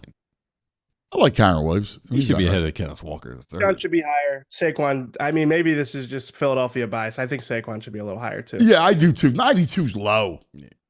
Derrick Henry's great, but if you like your argument to have Saquon lower is the same argument you'd have for Derrick Henry to be lower. Yes. Let's be honest. In Philly, Tank Bigsby should be above Kenneth Walker, the 3rd. Top 10 tight ends. Number 1, who is it? I'll say, what's his name from the Colts? You think it's Tyler Warren? I'm going to guess that they like Trey McBride. I'm not guessing what I would. Because he's a fantasy guy. Yeah. Trey McBride, 99, number 1. He's not a 99. Listen, I like Warren and I like Loveland better than McBride. I agree. Yeah, and you know why? Because those guys are blockers. They're both like real tight ends. Exactly. Trey McBride, he's a good player, not like a real 99 rated tight end. No, I mean, you're going to hate this list. Number 2, Kittle, 96. I mean, Kittle's good. I mean, I like Kittle a lot. Number 3, Brock Bowers. He's a 93. Yeah. Number, you know what, though? Bowers, was hot early, and then he started to go like that a little bit. Now, quarterback play, offensive line play, I get it. Yeah, that's an upside play by Madden. Number there. 4 is chubby Travis Kelce, 91. Nah, that's stupid. Number 5, Mark Andrews with a 90. Nah, that's horrible. He can't even run anymore. He runs in mashed potatoes. 6 is our boy Dallas Goedert, 89. 7, Sam Laporta, 88. Hasn't played in a year. Number 8, Hunter Henry. Oh 86. my God! Stop. This list sucks. Number 9, Tucker Kraft with an 85. And number 10, which one of your boys will it be? Warren. Loveland. Loveland? 84. Warren does not make the top 10. Dude, I love Warren. Yeah, I was going to say Goddard's too high on this list for me. And then that shows you it's not Philly bias. No. Yeah, I don't think Goddard. Terrible. That's a terrible rank. They don't know anything about the tight end. The McBride thing is just stats. That's all that is, stats.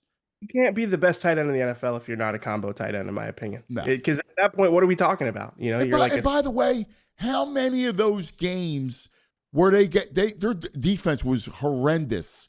So all they were doing was put up those stats of they threw for 1 million yards last year because it was all comeback yards. Right. Yeah. And they got 40 pass attempts per game. Yeah. Can't have McBride, especially in 99. Like, not only number 1, but 99 rated. When you didn't have Gibbs number 99 rated. No, it's terrible. It's Here's the list. top 10 quarterbacks according to throwing power. Joe Milton, number 1, 99. Josh Allen, 98. Joe Milton, 9. What are we talking about? Joe Milton, I've seen him throw. He's got a great arm, but Josh Allen, 99. That's crazy. Mahomes, 97. Caleb Williams, 97. Herbert, 96. Anthony Richardson Sr. is number 8 at 96. Baker Mayfield at 7 with a 95. He's got a good arm. Stafford, number 8 with 95. Drake May, 94. Aaron Rodgers, 94. That's ridiculous. It's ridiculous. Whoever's in charge of that going to get fired. Ooh, I got cornerbacks. Let's see. All right, real quick, because you have the brain, too. All right, cornerbacks. Christian Gonzalez, number 1, 98. Surtain, 97. McDuffie, 94. Denzel Ward is your 4th at 93. No. Derek Stingley is 5. And McDuffie, I disagree with McDuffie, too. Stingley, 5, number 92. Devin Witherspoon, 91 at 6. 7, Jalen Johnson. What? 90. 8, Sauce Gardner with a 90. Oh, my God. 9 and 10, both with an 89. Q and Coop. Ah, that's horrible. That's terrible. Q's not a 90? Nah, it's terrible. They don't know what they're doing. They don't know what they're doing. Who's responsible? The team? Programmers of Madden 27. Yeah, horrible. Terrible. EJ, big day tomorrow, so we'll be following you. That's a big day. Mannion talks. So I can't wait to read you, follow you on Twitter, the whole thing. Yeah, appreciate it. Yeah, tomorrow, 10 o'clock, we'll hear from Mannion before practice. We'll have it covered. We're going to do a video we'll put out on YouTube, and I'll have my 3 takeaways from practice on social media as well. So, yep, be sure to follow. Lots of stuff going on tomorrow. We will make sure we follow that on YouTube. I love the fact that you guys are going to put out a VOD, so we'll be checking that out. Can't wait. Brother, you're the man, our Eagles insider, E.J. Smith. There he is. All right, Brain coming up. Cannot wait to talk to the Brain. We'll talk deadline with the Brain. We'll talk some football with the Brain, some futures. I think Romo's got $70 million left on his contract. Oh, my God. If he loses $7 million? Oh, my God. That's incredible. Oof. All right, let's talk about take a quick TO, talk about our friends. Dick's Sporting Goods. Yes, I love it because it's August and it's time to go get all your fall sports gear, right? So, football, they got it all. The new shipment is in. They have the new cleats, every kind of cleat you want, all the different designs. They got all the mouth guard, the pads, helmets, you name it, all the gloves. Like, Mazda was, I need another pair of gloves, or the one glove, because he throws the other one, and the whole 9. They have every cool-looking thing. It's awesome, right? It really is great. For fall sports, you need baseball stuff for fall softball, soccer. It's all right there at Dick's, and all the fan gear that you want, right? You're going to go down and rep the squads. You got to check out Dick's Sporting Goods and all the incredible stuff they have to rep your teams. So listen, before the next big game, whether it's in the backyard, the backfields in the neighborhood, or you're heading down to the stadium, go to Dicks.com, all right? Or go to your local Dick's. Mine's the Defra Mall. Check it out because fall sports start here. Dick's Sporting Goods. Now let's talk about Valley Forge. Sometimes you're looking for a quick little getaway, but you don't want to go far. You don't want to like all these complicated travel plans. The brain just got back from Asia. It was going a month, right? Sometimes you just want a couple days. That's where Montgomery County comes into play. All right, a little bit of everything. History, shopping, entertainment, outdoor adventure, great food, all just right outside the city. You can spend the day exploring Valley Forge National Historical Park. Hit the shops at KOP. Check out live entertainment. Explore some of the amazing, quaint little gems throughout Montgomery County. With America celebrating 250 this summer, never been a better time to experience the history and the stories that helped shape this country. All right, look, make it Delaware, make it Montgomery County. Plan your trip, book your stay, and start your retreat today at valleyforge.org. That's valleyforge.org. Now, the brain. Brain. Red, the brain finder. That's right. The grind brought to us by the Bet Park Sportsbook online casino app. La Brain. What do you say, my man? Good. On my way to the airport, man. On my way to the airport, going to Phil for a brief stay. Brief stay for a night. Going to see my folks and my brother. So it'll be good. It's nice. You know what's funny? With the video, with the brain moving with the car, it looks like a 1960s TV show.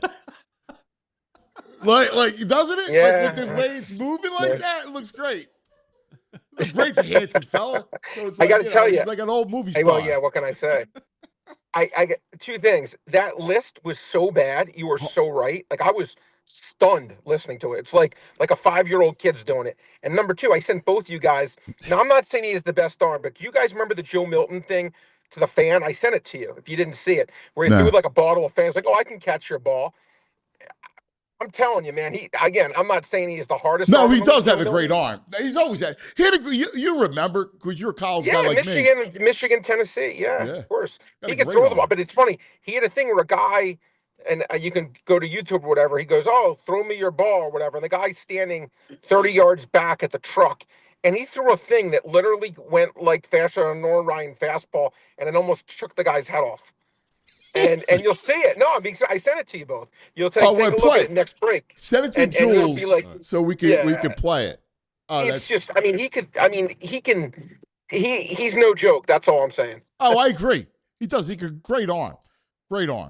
My guess is that video is the reason he got ranked 1. There's no other way. Couldn't be any other thing. So let's start with baseball. All right. Yeah. Yep. And we got the deadline coming up. So. Now, when you attack this weekend, how much of the deadline is in the back of your head? Well, a lot. Like, for example, one of the over-under bets I'll be betting this today is Tigers under because for the season wins because they update these things every single day.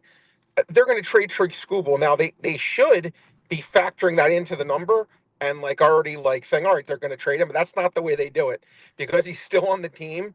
They're not going to factor in that they're going to lose 10 starts from Tariq Skubal. They'd probably go 8-2 in those 10. Instead, they're probably going to go 4-6, 5-5. Probably going to cost them 3 games. Let's say it or whatnot. And so I'll be looking to do that. That's one of the bets I made. That's genius. Tigers under the total is genius. But the one I've been betting the most, by the way, I've been betting the Mariners unders every single day. They keep pricing the Mariners as a 94-win team, in terms of their season win pace. Sorry about that. Troy's tracking a little fast, but anyway, they're doing it. They're pacing them from this day on, a 94-win team, which to me is absolutely crazy. The Mariners, VG, you talked about how the Phillies can't score. they're like the 27 Yankees compared to the Mariners.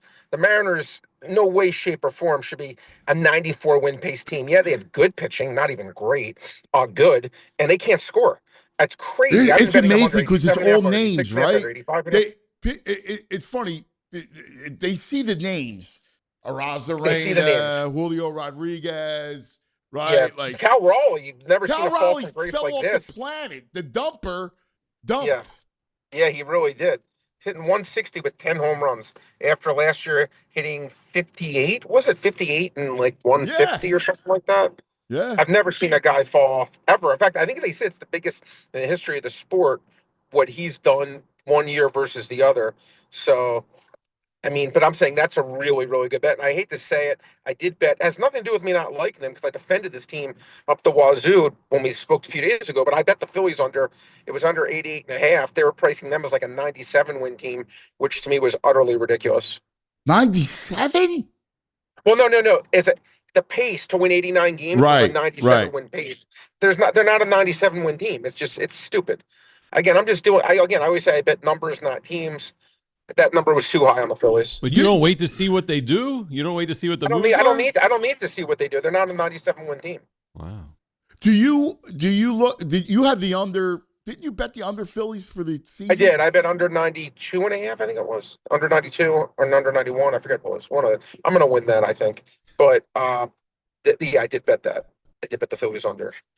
But I also did bet them during the year to win the World Series at like 26-1 or something like that when they were not playing well, because I thought once Wheeler came back and they don't pitch Aaron Nola and Andrew Painter in the postseason, I still think this team will be as tough to beat as anyone, despite the weaknesses that we talked about 2 days ago on air, which I understand completely, VJ.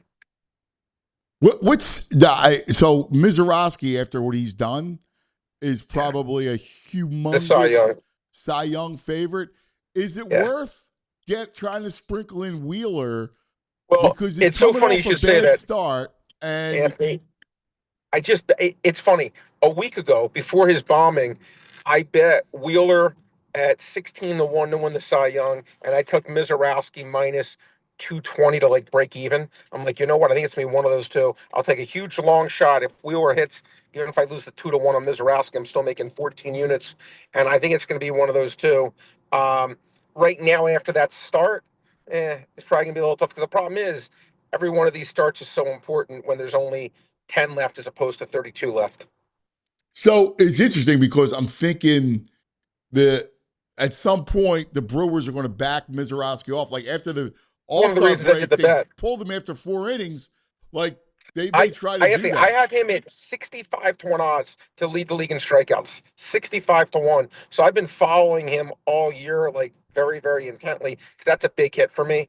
And if Dylan Cease freaking gets like 12 every game, but yeah, I just need him to not be shut down because he's so freaking great. But I don't know what their plans are, and we'll see how it plays out. But yeah, that was part of the reason I liked the Zach Wheeler bet, was because what you just said, Anthony. I thought there was a chance that his innings would certainly be limited. By the way, speaking of baseball, that Slittler is unbelievable, man. He dominated the White Sox again the other night. Yeah, he's terrific. It's terrific. No question about it. Really scary. Who do you got tonight?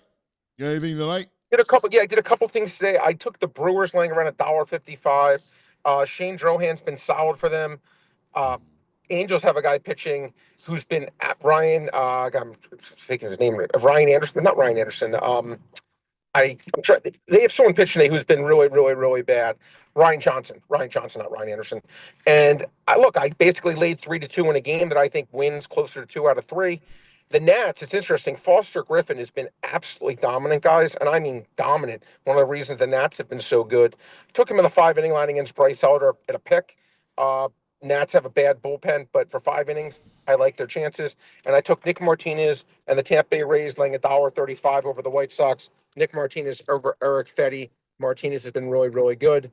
I thought that line should be at least $1.50. Yeah, the White Sox have kind of cooled off a bit. They were on fire, and they've kind of cooled off a bit. I'm rooting for them to win the division, Anthony. I think they still have a decent shot to do it, but we'll see how it plays out. That division's so bad. you know players. You know players all around the league. So Sure. let's go over the Phillies trade deadline and some of the rumors. Yeah. So Joe Adele, who I hate, but do you like Joe Adele as a possible acquisition? Anthony, my least favorite kind of players in baseball are the low average guys who hit a home run every now and then. And I say that because come postseason, those guys to me are 0 for 4 with 2 strikeouts every game. Like when a really average player who just maybe hits 25 home runs against bad pitching faces the good pitching, which is what you get in the postseason, those guys never, and I mean never, perform in the postseason. So to me, Joe Adele will literally just if they do trade for someone like that, as I said, that's 0 for 4 with 2 Ks every game. Yeah, I don't like it a little bit. No, he does exactly what they already currently do. There's a lot of talk with the Blue Jays because you can get Kevin Hoffman and either Springer or Dalton Varsho, who I want. I heard Kevin Gossman too. I heard Kevin Gossman also, but look, they look. I mean, Hoffman unfortunately has not been nearly as good this year versus what he was last year. And I know the Phillies have a true opening in terms of a need in the bullpen for sure. They can use help there. He's not going to cost much. That would be the positive. He obviously knows what it's like to pitch here. That's another positive. Look, Springer, Varsho. I mean, look, we talked about VG the other day. Like, what names are available? Again, the problem is those are probably the top of the list in terms of what's available. You know what I'm saying? It's nothing exciting. No, I don't like Dalton. Another lefty. Like last thing It's you need is another guy Varsho. that's going to go. I said another guy's going to go 0 for 4 in the playoffs with 2 strikeouts. Yeah. So I got to ask you this. Yeah. Have you rethought at all your Eagles over/under play?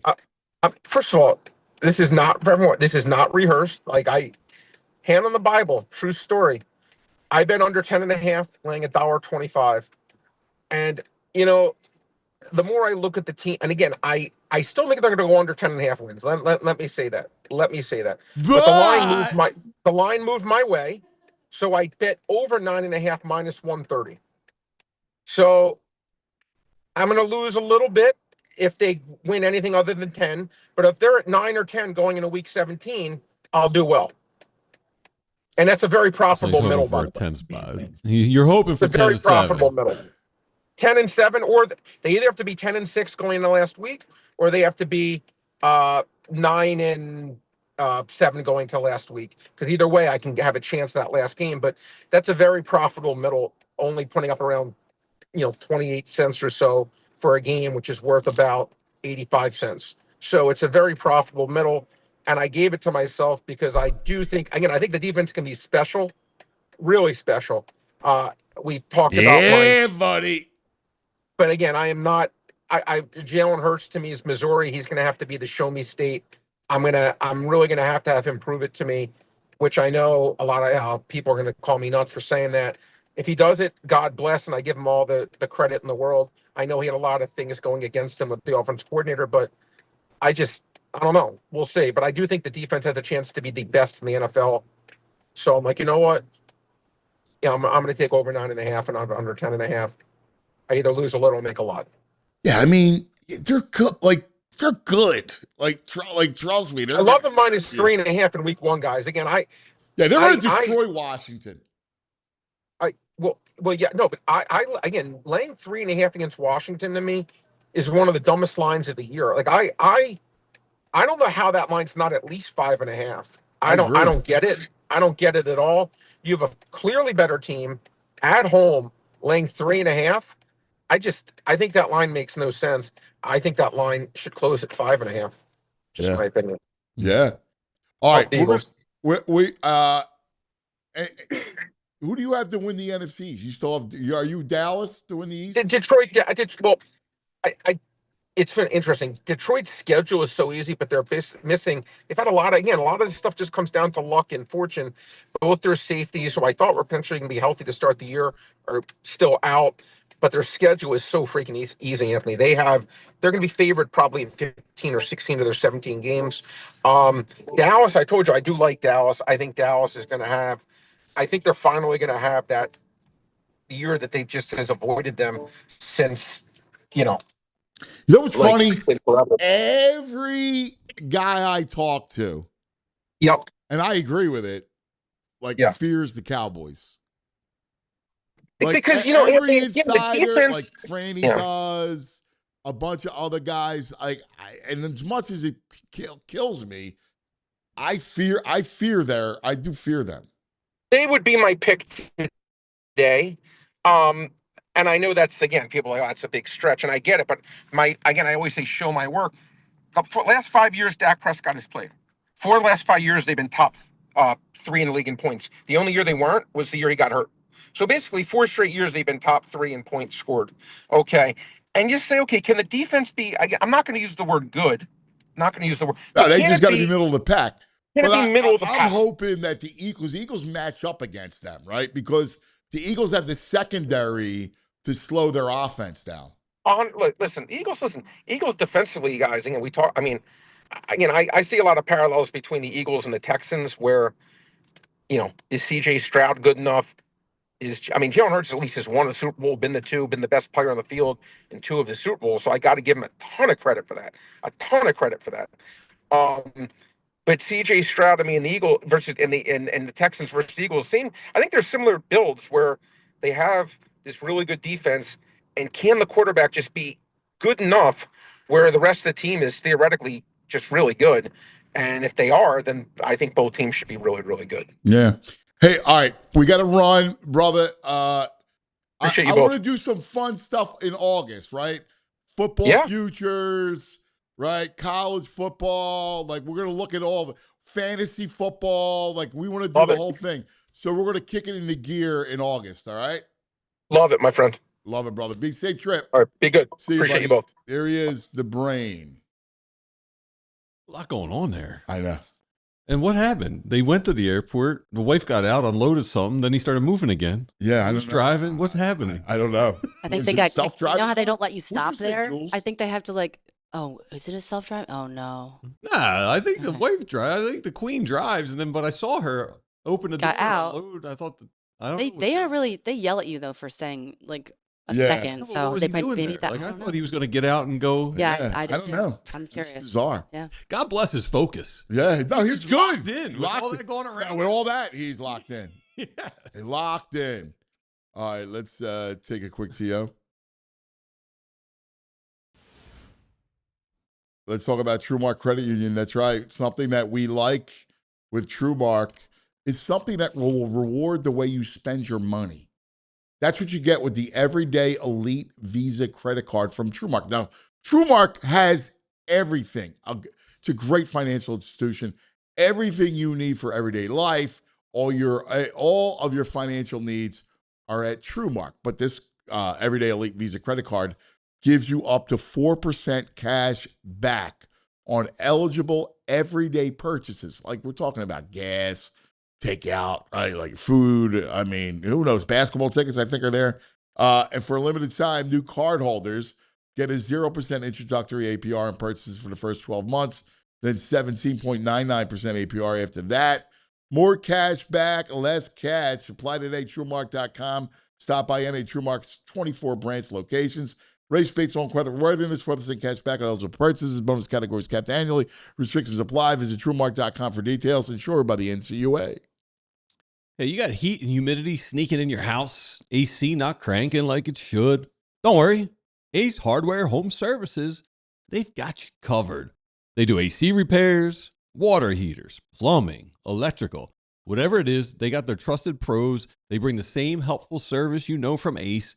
They bring it right to your home. And they got good people. Just saw a guy this morning on American Street walking the dog, super friendly, getting out of the Ace van, said good morning to me. I was like, this is an Ace guy. He's all right.